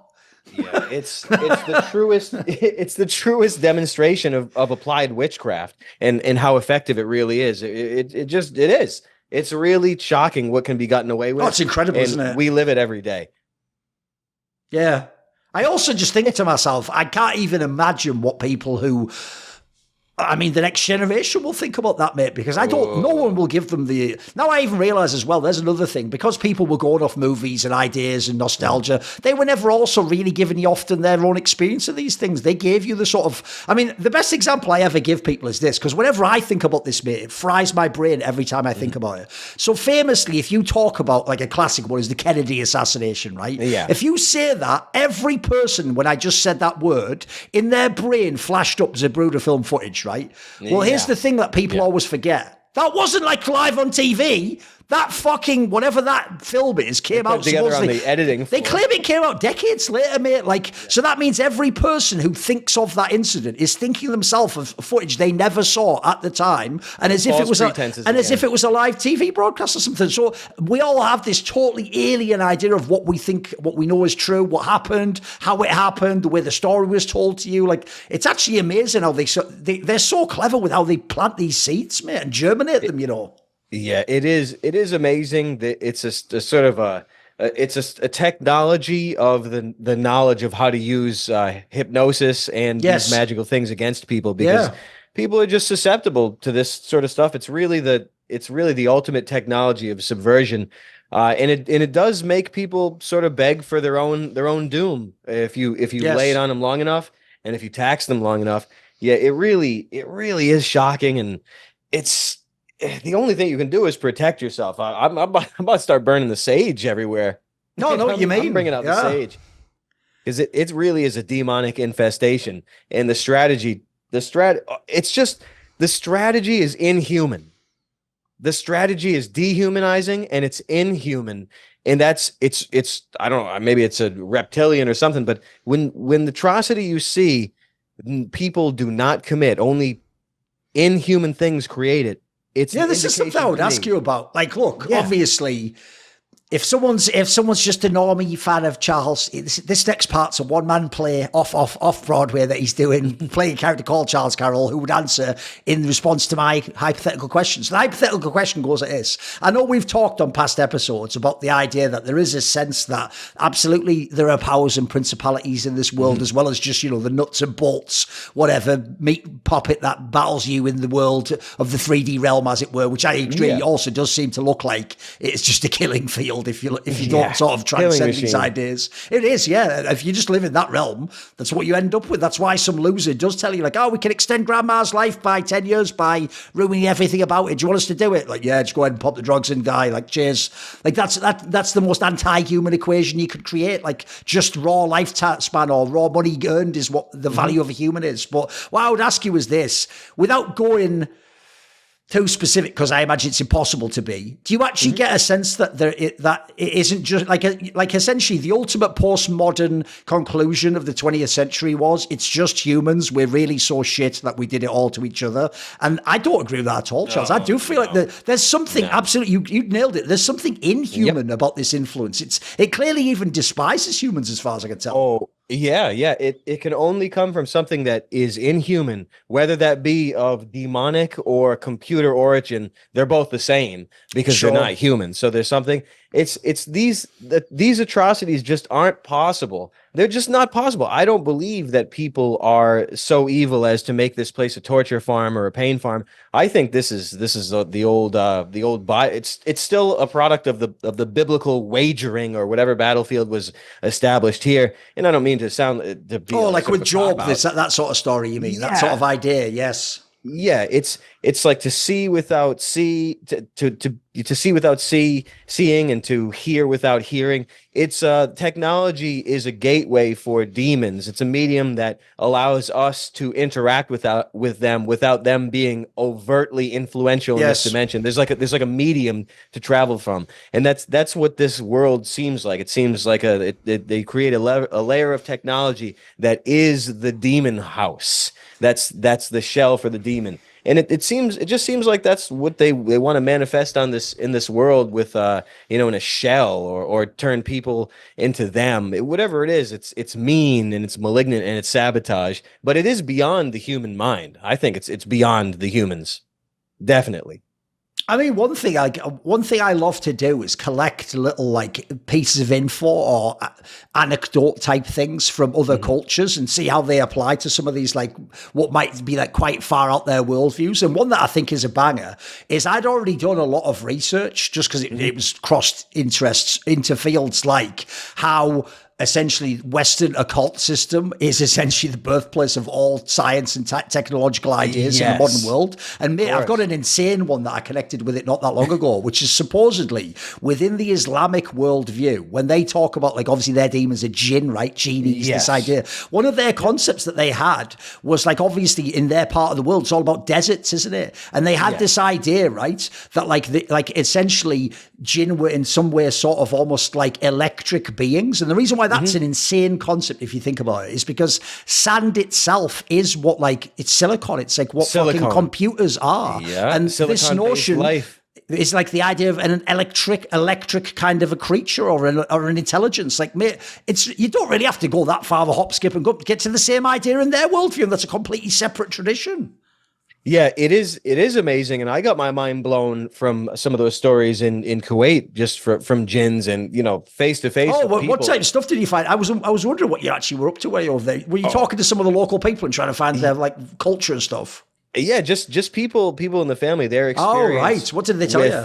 Yeah, just that they exist and that they have interacted with them, and it just that mythology there, like having crystals or rings that become houses for them. It's pretty interesting shit, right? It's shocking. Like, I'm not around that stuff. I was like, it's Ghostbusters. I was like, what the hell is going on? And have you ever noticed as well, mate, they'll tell you every other weird piece of trivia or detail about every culture, but they never tell you this stuff. Like, even when they tell you the best example of the Western one is, they'll make it sound like, and then that Isaac Newton guy, really smart guy, doing all the calculus. And then he used to just fuck around for no reason with all this magic stuff. It's the other way around, you idiot. If anything, like the fucking science shit he did was like, right, that's my final paper. Yeah, like my real shit's doing this over here. This is just like the physical application of that exact worldview. Yeah, it's all the same. They're all doing Ouija boards. They're all doing the seance. They're all doing the theosophy. Yep.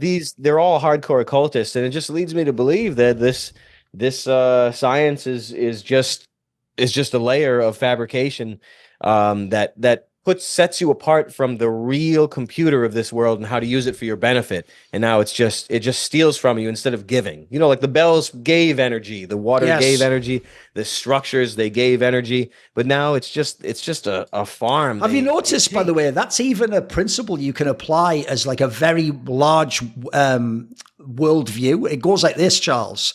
Everything that is like the demonic warping of reality, like you say, has like an energy deficit. It takes energy from you. It destroys resources. Or makes them innate, or makes them not useful anymore, or you run out of them, etc. Everything that's amazing, and obviously I'm hinting at some bigger things people might not be aware of here, like the way that the water system works and what happens if water spirals and things about energy in the world. It seems the opposite. It seems that there really is almost, it's like the world is an infinite machine that you can actually, in harmony with, experience all these things without ever taking anything from it. Like, it actually seems the opposite. They've made, that's why they have to make these ideas of scarcity and plant them so deep within us. Even that idea, there's no such thing as a free lunch. Well, the irony of the world, mate, is there actually were unlimited free lunches to begin with, but then we commodified them all.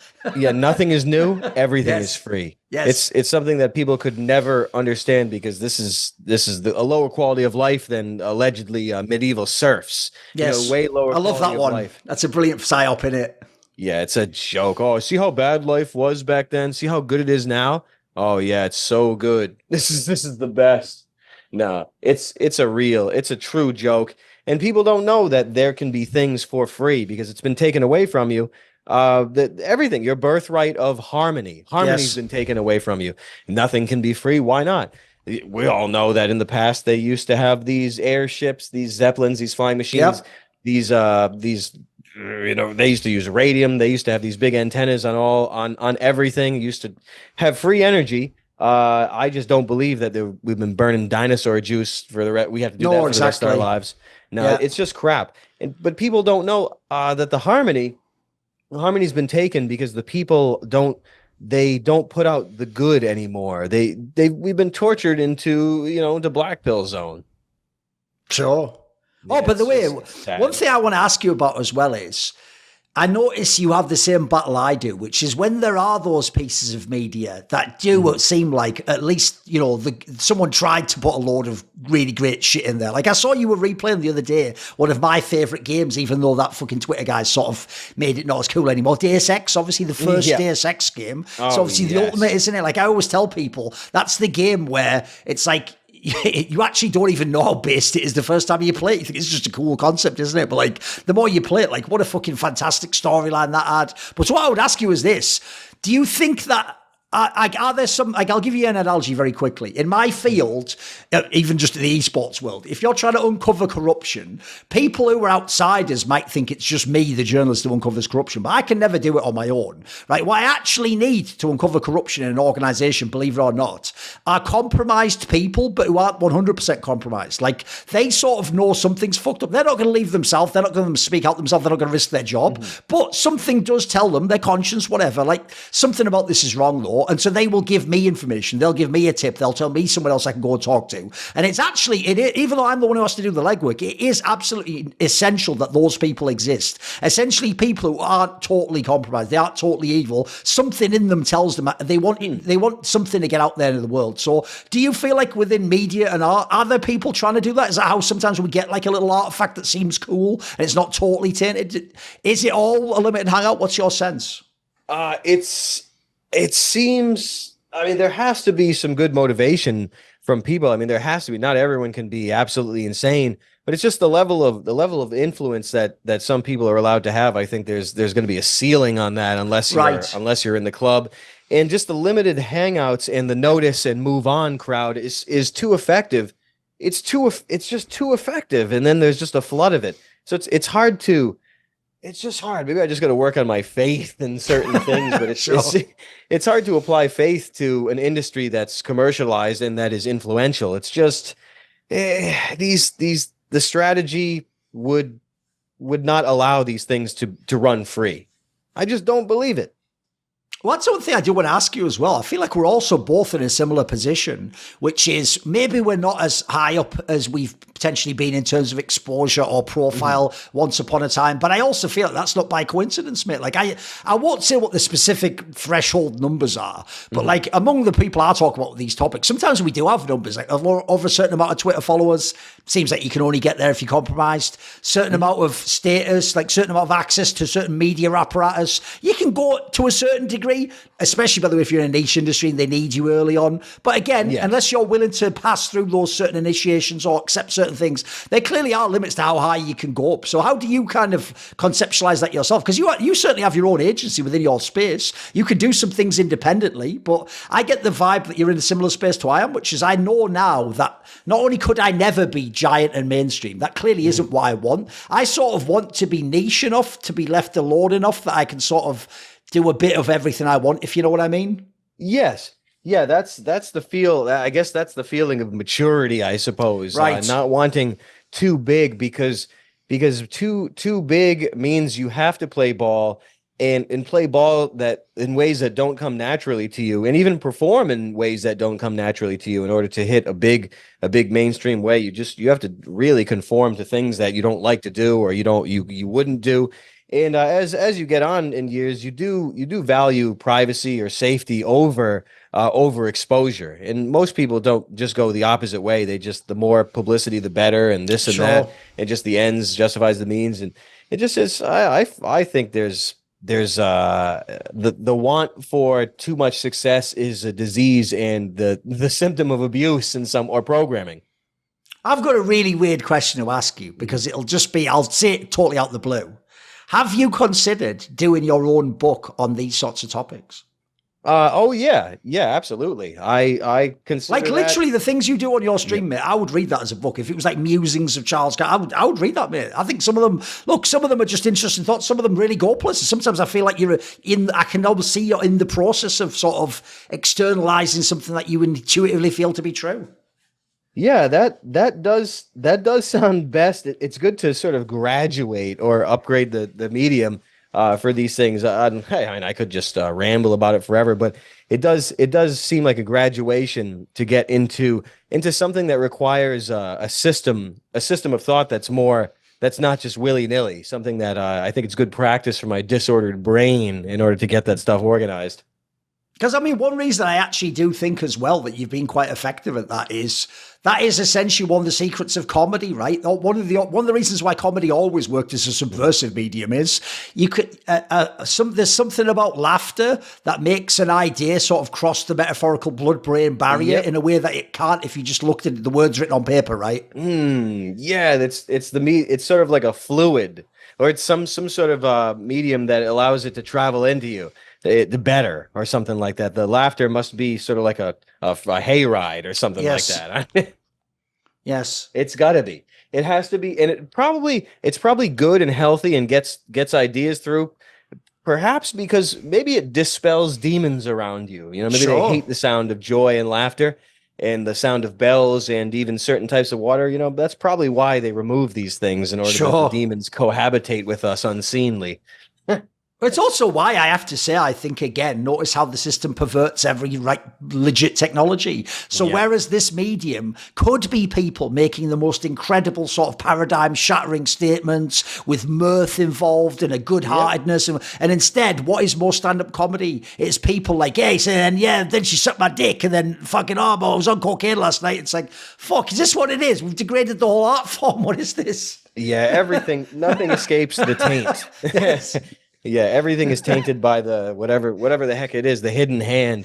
Yes. Yeah, I think everything gets it, and it's just practice. It's just practice staying out of the shadows, because you know how inviting the shadows can be if your mind is intelligent, I suppose. Oh, for sure. I mean, that's even one of the areas why I also feel like you can't grasp, because a lot of when you look into things, you are hoping you're going to find the grand secret of them all, and you'll be, elevated above all others, and you'll suddenly, even that has like notice that even has like a Faustian fucking nature to it, where it's like, but what cost? Because there's another thing, mate. Even though this is something, again, older relatives told me when I was young, and I thought, you fucking funny dunnies, what do you know? You just fucking boomers. Once I was told by someone, there are things in life you can't unsee and you can't unknow. And I remember thinking, like, what a fucking, what a tourist, I'm here for the harsh realities of life. No, there's things I wish I could delete that I've seen on the internet, mate. You know what I mean? Yep. For real, I wowould delete them tomorrow if I could. Yeah, they do serious damage when they enter through your eyes. Yes. And it's very, very serious. People don't understand that the bearing witness to atrocity is something that could actually make you go mad. people they really don't know. It could change the trajectory. There's almost a trajectory of your Lovecraftian life. feel to it, doesn't it? Yeah. Yeah, I know it what you is. mean. It is like that. You see something, you start getting the sickness. That's why everything is pumped into your eyes as soon as possible. Freaking people lighting themselves on fire, hardcore pornography. Yeah, they look to spoil people, or the earlier the better. It makes them more susceptible to the witchcraft of the world. But it is crazy. Who would even believe it? Who would even believe any of that? I mean, that's the most incredible thing, though, isn't it? That this is what I would say the biggest genius move of the social engineers is how they can make the most perverse things that are so evil and tainted seem just mundane and not a big deal. That is magic right there, mate. By the way, if people don't know, I always drop these breadcrumbs. Literally, one of the number one ways you can think of magic is right. They even explain it to you guys. It's just when you hear those words, you don't know what they mean. When they say it's like the art of making, consciousness change in conformity with what they're telling you there is based on what the idea they want to be true. They can make your whole worldview change so that is true. Like, I'll give you a quick example. I once read quite a brilliant biography by a guy who tried to look at the life of like some of the great occultists, but he tried to do it from like a nuts and bolts sort of journalist view, right? And at the end, his conclusion was like, kind of like what I was saying earlier, but he took it a different angle. He was like, look, if their magic had really worked, why would their life have turned out this way? And I was like, bro, you're saying that as though the guy didn't have any magical powers. You've just written a book about how he could take famous rich people after rich person after famous person, convince them to do anything he wanted, open every orifice, bank account, country, fucking everything. This guy basically got to do anything he wanted with and around these people, destroyed and made some of them destitute. And at the end of it all, it was just by talking to them. Bro, that's magic right there. He was that smooth. That's the ultimate power, yeah. Yeah, I guess it's just charisma, but that sort of hypnotic manipulation is a technology, and the training of it and the keeping secret of it is a magical order. Yes, absolutely, most definitely. People. It's crazy, and they just muddy the waters with everything. They define magic as like fireballs and lightning bolts and things like that. Yeah. You get nothing, or hypnotism, like putting people to sleep, standing up. They don't know applied weaponized things like this. They could never even cross their minds. All they know are tanks and bombs. They don't know anything else at all. They never. Oh no, you nailed it there. Everyone thinks war is just a guy with a machine gun. They don't know it's in the modern day. It's more like spycraft. It's like the double agent who himself doesn't know who he works for, and he's infiltrated and he's feeding information back. That's what it's like. Yeah, they're waiting for World War III. At the same time, their lifespan's been cut by 20 years. Yes, they will die a casualty of war in their lifetime. They don't know it. Yes, absolutely. It's incredible. Yeah, then people realize the war is on you and no one else. That's also why, that's also what people have got to think about, which is, because I always think this, I know it sounds so silly because they've programmed everyone to believe you're just one tiny ant in a giant ant colony of billions, blah, blah, blah. Even all that seems like complete bollocks as well, by the way. I like the way this is what I love about PsyOps. People will hear dead internet theory and they'll go, maybe there's something to that. I have seen a lot of like destitute sites. Yeah. It's like, bro, how about dead world theory? How about that most of the people are fucking NPCs? How about like, how many motherfuckers, living souls. How many people do you look around and see the glint of God in their eyes and realize that's a sentient creature? Or how many people look like they are some sort of a ghost or something? So I think about that on a bigger perspective for sure. Yeah, inhumanity is very frightening to someone who is truly alive with a soul. It's the most scary thing. The absence of a soul, the absence of empathy is really it's something else. And even think about this aspect. Do you remember that premise in the movie Inception, where once they go into the dream levels, it's explained that, like, once they realize that you're an awake individual in the dream, you just get attacked by all the like dream entities, essentially, as though they were sort of like zombies. Bro, that's another thing you'll find in life. As you attempt to manifest like being an authentic human, it won't be that all the NPCs just ignore you. If anything, it's almost like some invasion of body snatcher shit. Yeah, they all just turn on you like, get this guy, he's not one of us. Like, there's some sort of inhuman fucking intelligence behind that to me. Yeah, to turn regular people into hammers for the nails that are defined and directed is definitely a technology that is over those people's heads. I guarantee it. Yes. Normal people turned into someone that would kill you, I guess, if you really get down to it. Yeah, it's hard to believe. It's hard to believe. You know, when you said earlier as well, because I also do come back to that a lot myself, which is since most of this harm is done through language, which obviously is like a way of sort of giving someone a mainline into your fucking mind or your soul or something. I do actually start to think about another thing that people ignore, which is when you listen to all those stories of all those cultures that are like, and then language was given to us by these gods that appeared. It's like, yeah, we always treat that like it was a good thing. Like, mate, it sounds like, if anything, that was where it all went downhill, isn't it? Yeah, the language does seem a little bit virus-esque. You know what I mean? And contagious. It does, and it does kind of seem like a technology of hell, though I couldn't give you how you're supposed to communicate. No, sure.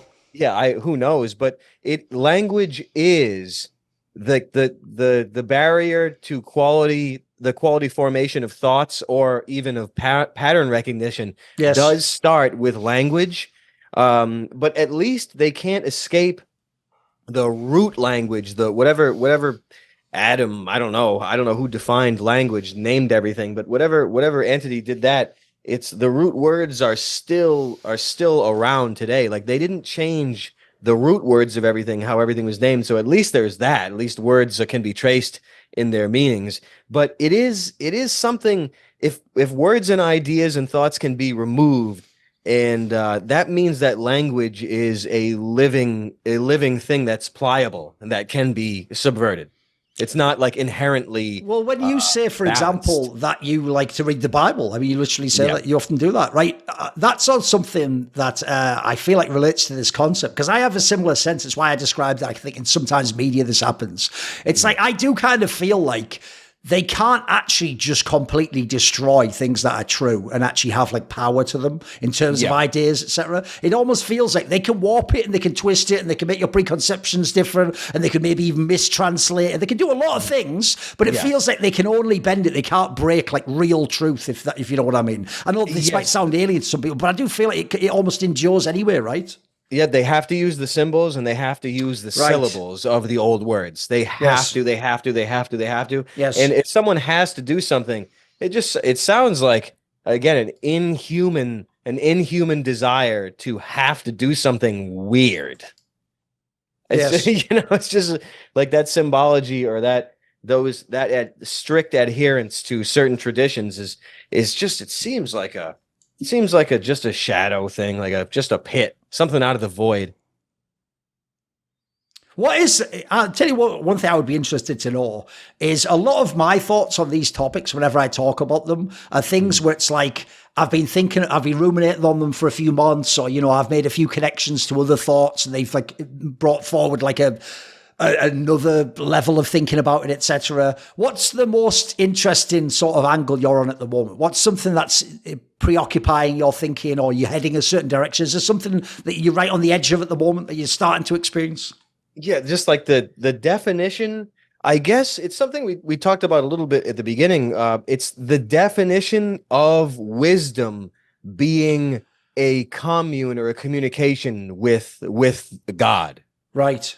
I think that's been my favorite concept, because you just have a feeling like what you should be doing. Is what I mean. That's kind of like that voice, but that's something that I've been enjoying the most. Something to make it mean something to me instead of just an issue of discipline or laziness, like some base thing. Like you need big goals and a big standard of living life properly. It requires God, and it requires a voice that you think, I don't know, that you have access to. It requires a communication with something that's not animalistic, but of pure, I don't know, of just harmony or something that wants to get along with everybody. Yeah, I think that's one of the funniest things is, to me, it's why I said also that thing earlier about gratitude, because essentially I'll tell you where the genesis of that came from. It's when I realized that there was a lot of things I was resentful or bitter over people. And essentially I either had gotten revenge on them in like sort of a very tit for tat way, or I was like thinking how I was going to, like, that thing where you just fantasize about how you're going to unveil your ultimate revenge on them for what they've done or said. And what I would realize is like, wait a minute, even though obviously they did not wish me like good health when they did this to me, because these people people absolutely didn't destroy me with what they tried to do or say about me. And in doing so, potentially it allowed me to show up my defenses or figure out how not to get tricked in that way again. Or I realized in a way, didn't they teach me just a very harsh lesson? Like, actually, I have to be grateful for them too. Like, I won't say the exact specifics because, again, I don't want to give idiots ideas, but there was some people who tried to fuck with me in a very minor way recently, where they actually could have fucked with me in a way more major way if they'd have had more sort of like just imagination, quite frankly, Charles. But in doing so, by just doing it on a very minor level, I actually was able to figure out how never to get tricked like that again. And so now I realize, like, in some way, that's also why I can't just see life as like a black pill endeavor. Because, mate, if you actually do take the right perspective on it, I feel like most things that initially are negatives, it's not even that they're spot. I hate that word spot. It implies you just trick yourself, but they can be channeled or transcended into a positive, in my opinion. Yeah, they are, and with wisdom they do, and they have to be. Otherwise, you go backwards. And if you're not, just like a muscle, if you're not practicing gratitude, your attention span is hijacked, and you're manifesting suffering instead. Your faith erodes, either your faith in life itself or yourself or other people. If your gratitude is hindered, it erodes your faith, and you have nothing without faith or without gratitude. You straight up have nothing. Along those lines, by the way, applied. This will sound really out there, but I'll just say it anyway. I actually also think that's why, if you're doing this the right way, one of the ways you'll know if you're actually encountering real wisdom and it is having real beneficial effect on you as a person, your environment, what message you're sending out to the world is, bro, it will have a magnetic effect on exactly the types of people you need to meet and talk to. Like, they will go. I would say, for example, the way we hooked up is almost like that. Like, we had some really weird, long time ago, overlap in a niche video game area, but then it was more sort of who we are now and sort of ideas that we're having and just how the conversation's gone, right? On some level, I feel like that's also why, look, I hate the dreaded word community because it tends to be, again, a managed idea, but the literal idea of free association with people like you or whoever. I feel like that's also a very positive thing about this approach. I feel like it does bring them towards me and bring them into my life or direct me towards who they might be. It does. And you can only get that stuff coming to you if you're putting it out and if you're aware that you need to be practicing the strengthening of your faith and the gratitude. And it does. And, you know, people might be silly about it, but it's why you have to have things right with yourself, because if not, you're going to repel your destiny away from you. They turn you into like an inverted magnet to push your destiny away. And if you're working on yourself, or you call yourself first, being responsible, then you have your mind wrapped around gratitude and faith, and they're not just throwaway things for you, because only maniacs or people that have the humanity stripped from them don't take those things seriously, and it's not a matter of worshiping them, but you have to live them and walk them. And it's hard work if you've been prodded by candies all throughout your life, but it is a destiny thing. It's the bus leaves if you're not right. If you're a maniac, the bus leaves without you. Sure. It sucks. By the way, along those lines, without mentioning any names, one thing I have noticed that has been quite amusing to me about your sort of just the idea you've worked some of these conspiratorial ideas into your output in the world is I have a great way I explain to people that, like, a way that it's very easy to dismiss any field is when you see obvious charlatans or simpletons or idiots just using things cynically. But I always tell people that actually can sometimes itself be a sign there is something in that field, though, because essentially I'd compare it to like animals. It's like you get animals that mimic the behavior of a predator so that they are allowed to escape themselves. I'd say a lot of con men do that. What happens is they see something legit, there's like a real source to this shit, and then they just try to get themselves between you and the source, and they try and shill you for money, to fuck you, to have power and status. But the fact that they're a con man doesn't mean there's nothing legit there. So one thing I would ask you is this. I've noticed as you've opened up to that sort of aspect of what you're thinking, it has attracted some people that do make me laugh, because they think that you just want to talk about nuts and bolts conspiracy theory, right? They don't sort of get that you're about something more, that they really do just want to go down what do you think happened on 9/11? They just want to do all that stuff for you, right? Yeah. People do want to do that, but I've already been down that road, and I've never gone down the nuts and bolts road, but I've dabbled in some of these disclosures in the past, right? And people do expect it because people are used to being fed things, and and it maybe they consider me a relative an authoritative maniac, someone who has an authority on mania, I guess, or something like that. And maybe they just want to know the takes that I have on these things. But I always just tell people, I said, these things don't matter. What matters is what you think about all the time. And but people are still, the morbid curiosity is still impossible to ignore for most people, because it's just the way it is. That's why murder shows are so popular. That's why women, I guess, mostly watch them ever since the Unsolved Mysteries days and all that. But people do want to know these things, and you know what it comes down to? I guess if I'm going to make some jokes about it, I'll get them out that way. I just don't. Who has time to talk about conspiracies on the regular?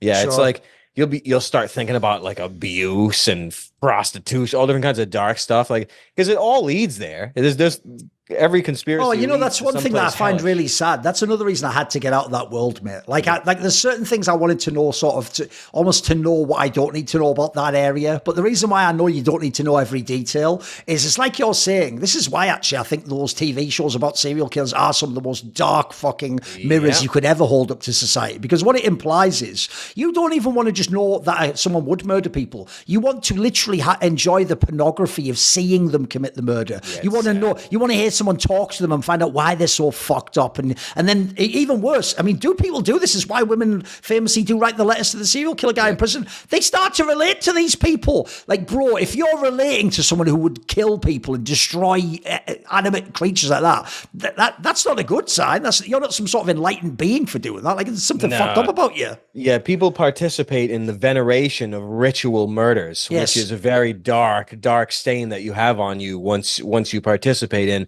And people I mean, no one has any idea that these things are done. These aren't normal people. These things are done intentionally for, ritualistic reasons.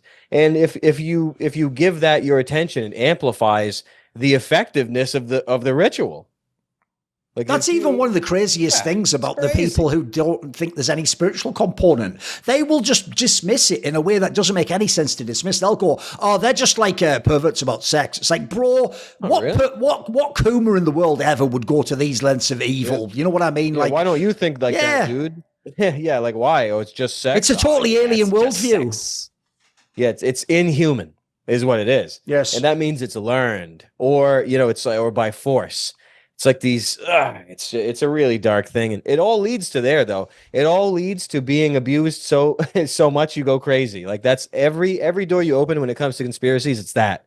It's like, also why it's genius if you think about it. Though that's the one thing they will let you get out through the conspiracy channels is how horrible it all is. Because as you're saying, two of the obvious responses are you're either going to completely turn away just out of you overwhelmed, or even worse, you're just going to sink into it and become one of them. Yeah. Yeah, it's really a dark manifestation that they it has to be an inhuman demon thing. Like, that people don't do this stuff, and a lot of these people are all in the military and all that. It's just one big octopus. But it's just like the eldrich sort of horrors. It's an octopus that is so big, if you try to look at it, you go crazy. Yes. Like, you can't even, it's too big to even look at. Like, it surrounds all of your vision. It's so big. And that could make people go crazy.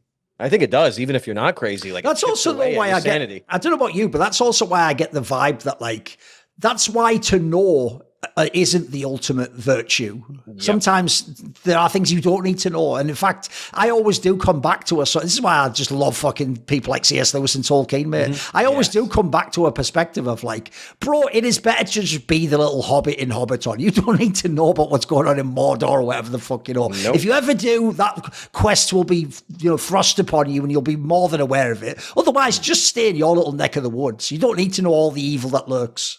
No, it's better to amplify righteousness than to spend your life collecting atrocities in your mind, filing them away, making yourself a maniac. Yes. Nah, it's this stuff.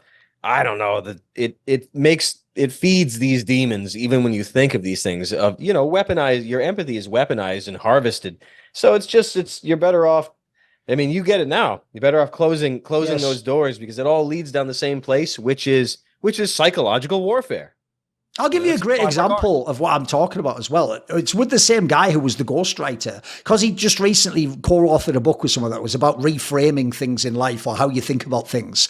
A thing he told me that I thought was really interesting was he said that because he doesn't want to live in an area that has like litter, for example, because if you notice, that's one of the like very minor but obvious signs of the age that people don't give a fuck about themselves or their environment. They'll just litter like right outside their own house when there's a bin right there. So what he said was he literally, when he would do a dog walk, is he'd just take a bag with him and he'd just pick up some litter around his area. And look, part of me initially wants to bristle when I hear that and go like, yeah, but you shouldn't have to do that. And they shouldn't have. And it's like, no, wait. I could literally sit on the internet and bitch and moan about how, like, you know, the government doesn't do it and about how, like I just did there, about how kids today don't respect anything. But actually, if I just get a fucking bag and go outside right now, mate, and spend 20 minutes, I could make, for today at least, my street way cleaner and wouldn't have a knock-on effect on all my neighbours that see it. By the way, they might even see me doing it and be encouraged to do something like that, or maybe then they'd think twice about it. Dude, like, you're right. The small act of good in your own life has such a fucking insane quantum effect that, like, it's more important than a big talk. Way better than any fucking crazy black pill detail you tell someone. Nothing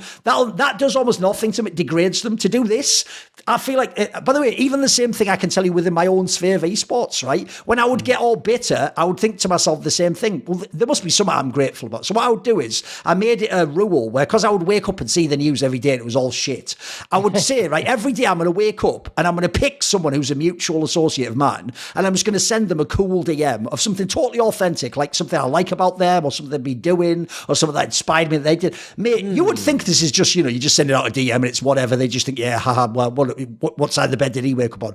Bro, the effect these things have is mental. When you do that, literally, like, it fucking touches people because you're doing it in a private way where there's no performative action, you know, you're not doing it for status. They just know it's one person to another. I can tell you, like, it sounds like nothing, but that's had a massive effect. It's that sort of really showed me who's cool and who gets it. And it's been a mega technique to do. So again, I feel like people don't know how simple the effect you can take on your own life is.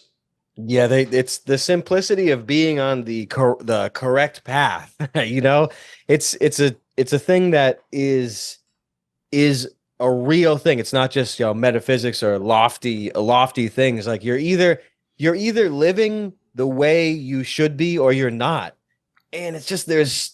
Everything in between is just is like molasses or quicksand or something like that. It just slows you down to actually stepping into what was robbed from you previously. And even though no one's going to want to hear this because they're going to think it's like we've gone fully woo-woo now, I don't care. It really is like that verse in the Bible about how, you know, look at the the lilies of the field and how aren't they clothed and taken care of, you know, by the Lord. Like, if you are on this right path that we're talking about, the problems of your life will resolve themselves. You'll have to play a part in it, but they will. You will somehow always get by, in my opinion. I know people are going to think this is an insane notion, but I would just say go and look at people who are homeless. They're not people who just had a life like this that was awesome and then got censored. They're people who they're drug addicts, they've destroyed themselves, they've been abused, they're victims of abuse, they're stuck within certain cycles. I think if you look at the people who live these simple lives like this and are able to transcend these sort of darker elements, they somehow do just get by in life, mate. They seem to just have, on some level, the things that you need, maybe not things you want, the things you need are provided for you. I kind of feel like that's true. It has to be. You know, it has to be, because people, when they get to a certain age, a lot of the stuff that they used to be into in their youth is really the bottom priority. And it just seems like old man thing or, you know, settling down thing, but it's the truest wisdom. It's a life that has been distilled from those things that could slow you down from getting on the right, you know, on the right ticket, because everything can divert you, everything, and the wisdom of people that tone it down and that not lower the bar but raise the bar in the present moment. I guess I mean, I don't know how else to put it without, you know, just silly being there and being present. It's just been said so many times, but you have to, like, talking about it is one thing, but living it is value. It's value and it's defense against going off the deep end, going off the rails. You know, it can happen to anybody. When you say that, though, like, again, obviously people have made that a cliche, the idea of being present, because they've also sold it through, again, like silly ideas of, like, the soccer mom, you know, all that shit, yeah. But I would say this, like, Mate, one thing I totally get now that I used to think was silly before is, when you see things like those Japanese tea ceremonies and you think, this is a bit overly ritualistic, but what you realize is, no, that's a way to be like completely conscious of every aspect of what you do with something as simple as pouring and drinking some tea. And like, it clearly has like a meditative effect. Oh yeah, ritual, a technology you see your rulers using, but not you. That's great. Yes. There's a problem there. That's even one of the things I wish people would wake up to, which is, guys, the people ruling over you aren't even vaguely rational materialists, no matter what they say. Like, what they're doing, if anything, is they're just saying, like, look, don't pay any attention to the man behind the curtain, but we're using all the evil versions of this spiritual technology. But whatever you do, don't look at the technology, it's all nonsense. And here's some more dinosaur bones. Yeah, these are dinosaur bones, there's football, here's P. Diddy. It's only P. Diddy, though, no one else. Yeah, right. Yeah, it really is a thing. You don't have to believe it, but know that they believe it. Yes, that's a great way to say it.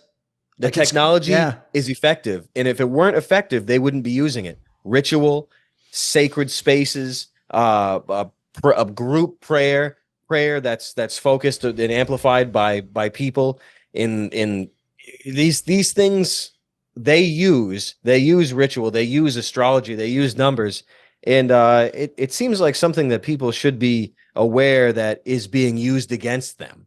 At the very least. One of the biggest giveaways to me that there are powers, like you say, and things like even just a massive group of people getting together is one of the number one battles of the last 100 years is trying to destroy every form of free association, which is why if you ever see a certain type of a protest is allowed to happen and allowed to express certain energy, you know that they're cultivating that intentionally. If me and you say tomorrow, we're doing the Charles and Thorin fucking meet up at this place, we're going to have 100,000 people there and we're all going to really discuss the important things. Like, mate, we'll be shut down before that shit even begins. Like, or anyone who attends, it'll be the worst honeypot of all time. No, we'll all be dead. Yeah, exactly. Of course. Yeah, it's a joke. The limited hangouts, it is despicable. And if you're in the know, you can tell what is overtly false by what is being overtly pushed. Yes. And allowed to happen.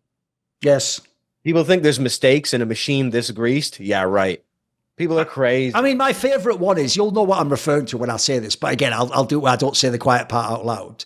There was a certain film, dude, like, I think it was within the last year or so, because obviously the media cycle goes so, I think it was last year. There was a film where they were like, this movie's being censored and you won't believe it's because the topic's so dark.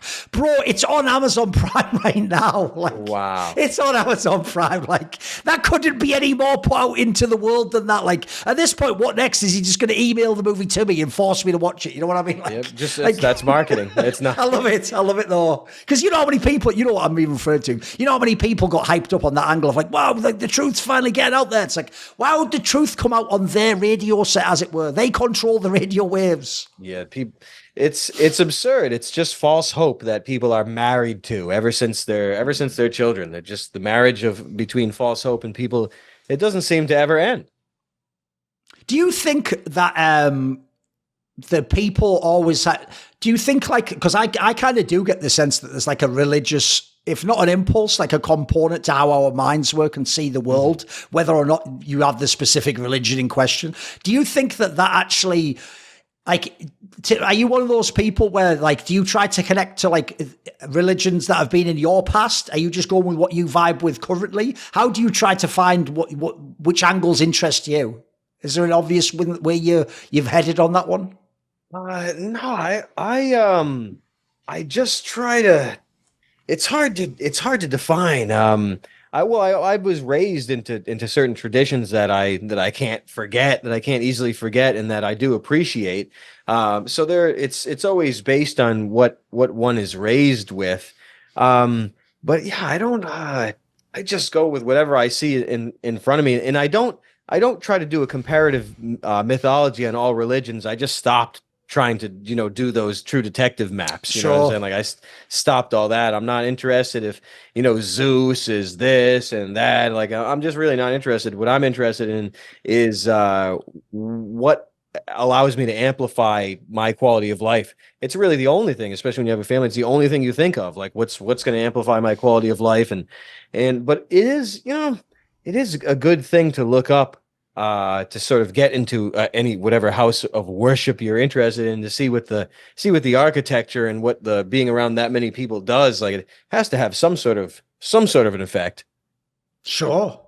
I mean, one thing I would ask along those lines is, right, if you notice, one of the themes we've sort of talked around, which even though, again, people are going to think it's an out there idea, I would just say my own experience tells me it's more true than certain ideas that are written down in books that everyone celebrates, which is, I do almost feel like I never really learn wisdom. I just uncover it, if you know what I mean. Like, Yes. It feels like part of even the final step of realizing the wisdom is that it was there all along. It's why if you notice, I always reference things I was literally told by older relatives many, many, many decades ago, but didn't think of it at the time. And I almost do see like how those things can be passed down, because again, they do almost seem eternal in nature. Like there is the wisdom almost is, like you say, the hard coding of whatever. Like you can frame it however you want, the truth of God, or what you know what Could makes be even sense the voice in the world. of God. Yeah, it could be. What God wants for the Do you world. think? is Do you think wisdom. in past times, if you'd have lived 300 years ago, 1,000 years, do you think that person can access this information in the same way? Obviously, they'd go a very different route, I'm assuming. There's probably a different route and a lot less annihilation of how to access and how to benefit from these faculties. That is just, all you're taught's fairy tales and nothing at all. Yes. You're just taught nothing. So it definitely goes backwards and backwards and backwards as we go forwards. So I would expect things to be more available if you could look into the past, like who the hell knows? But there used to be more harmony, and there used to be more just less grinding. Like it wasn't just a grind. Do you think that there is a kind of like something like an ancestral memory? Do you think something like that exists? There has to be. There has to be, because they tell you to forget your ancestors. They tell you that that is a bit of a giveaway, isn't it? It's like you say, one of the coolest things about sort of having a version of the glasses to look at the world through is you realize that they're actually by inference telling you what's true. Like you say, when they tell you none of these things exist and life does just end at death, and you're just another fucking random sputum that came out of someone's dick. When they tell you all that shit, the reason why I feel like it can't be true is because, mate, another thing I've noticed recently is when they'll try and do really overt propagandistic fiction, they'll often make the bad guys, they're clearly billing him, this is the bad guy, don't like this guy, he's evil. But if sometimes they just put some shit in there that's too cool by accident because of how archetypes work, and they can't love them. Yeah, they can't overcome it, and you even vibe with it, and part of you even starts to think like, bro, that's speaking to me on some level that's so much deeper than what they're talking about in the film. Like they're like you get what I'm saying. Yeah, like the backfiring of an engineered meme. Yeah, it happens all the time, I feel like. Yeah, that's really silly. I can't think of any examples, but there is a coolness in the stuff that they try to demonize, I guess you could say. There's an inherent coolness in enjoying it, I guess. There's something. It's because that they obviously don't want you to, but also it's like even they can't avoid how like cool the people. I mean, for example, when they're like in the modern day, the very simple examples. Obviously, they paint any sort of a strong man as like evil inherently, right, and pathologized, and there's something wrong with him. But it's like, but on some level, we all know that archetype's incredibly powerful, especially for men. Yeah, it is. It is. They'll make you forget, though. They'll do everything they can to make you forget. I'll tell you, for sure. It's crazy, man. It's hard to believe the forces against, and it just baffles. It baffles your mind thinking of how what's next, or why is applying the law of opposites, taking the opposite of what they say to be the truth. If that's the truth, then it's just the world is just the mirror show. I guess it's just the mirror show again. On some level, though, we ourselves must be way more powerful than we realize, though. Because as I say, like, if we really were just these little peon plebs with no power in any capacity, then you wouldn't need to like pump it 24/7 into every of one of our orifices. You could sort of just let us be little peon ants. Whereas I feel like actually everything, it's like you say, everything is about. This is crucially the best way to say it. Everything is about convincing you to sabotage yourself. Yes. Yeah, the redirection of your free will. It's like some sort of a demonic karma thing. It's weird. It just seems like that is. Otherwise, they would just point a gun at you. and do that. But it's like they want you to choose and you to pave your own road to hell. It's like a weird wager, like a biblical wager. It doesn't happen for nothing. Like everything is of massive religious and ritual significance, like everything. I'll tell you what, at the end, to go on a cool note, I'll do this. I'll give an anecdote, and I want to ask one from you. So an anecdote I would give goes like this. In the same way as I said earlier on, that I would try to like think of an authentic compliment or something I could say to someone each day.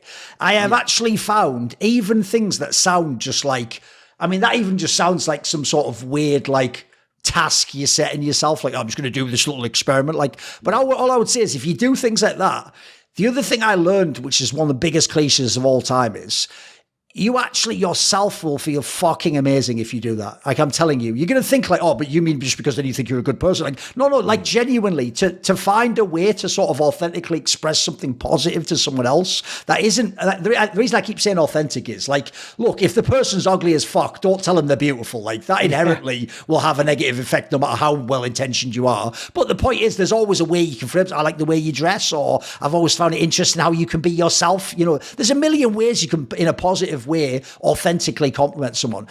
No joke. Literally, you might initially think it's worth doing in the hopes of, making them feel good, making them feel valued. I genuinely, that these small things, I actually do find that I myself seem to gain the most from. Like, it actually puts me in a positive mind state, or like, again, it makes me think about like, what is there about someone who might appear flawed that is worth celebrating, or is positive, or what light it remains in them, no matter who they might be. Do you have something like that you can maybe share with people, like something that you try to do, or ways you try to think about things so you don't focus on the negative in life? Yes. I do recognize myself, and it makes sense to do those things, like you're saying. I recognize it takes a certain intelligence to realize when you're in bad moods for a number of different reasons. Yeah, there's like a weird disconnect in how you are and how you think you are. And I think that the act of intentionally pushing against, resisting, or throwing out a mood or a thought that is like making fire inside of you. I think like the physical, like, I mean, it's a mental thing, but throwing thoughts out of your mind mentally, it feels like a physical action. So connecting the body and the mind in making your body the will of throwing those thoughts out, whether by standing up or walking around, or maybe breathing, or a prayer, or just doing it physically. Oh, right. You sort of anchor it with some actual action you take in the world. Yes. Right. Yeah, not just thoughts, because thoughts can go bad so easily. But if you anchor your thoughts to your body and physically force bad thoughts or ill will or anything out of you, and like pound yourself with discipline, and just make that connection with the physical, it can really anchor you in ways that just aren't just raving. It's like a physical thing. You can get up and you can do it, and you can have these bodily things that remind you, like a muscle memory of using your mind properly. Yes. That's what I'm really trying to get down. This video and the others on my channel were supported by the people on my side channel Patreon. Do you want to choose a topic I focus on next? Maybe ask a question in my regular video AMA? Do you want teasers? Find out who the upcoming guests are for Thorinquiry interviews? Do you want to take part in a never to be released, exclusively recorded 1 hour discussion between me and you, which actually you can also use for consulting or some sort of coaching if you'd like? Well, if so, heed this call to action and join Thorin's side today, where in the description box there's a Patreon link.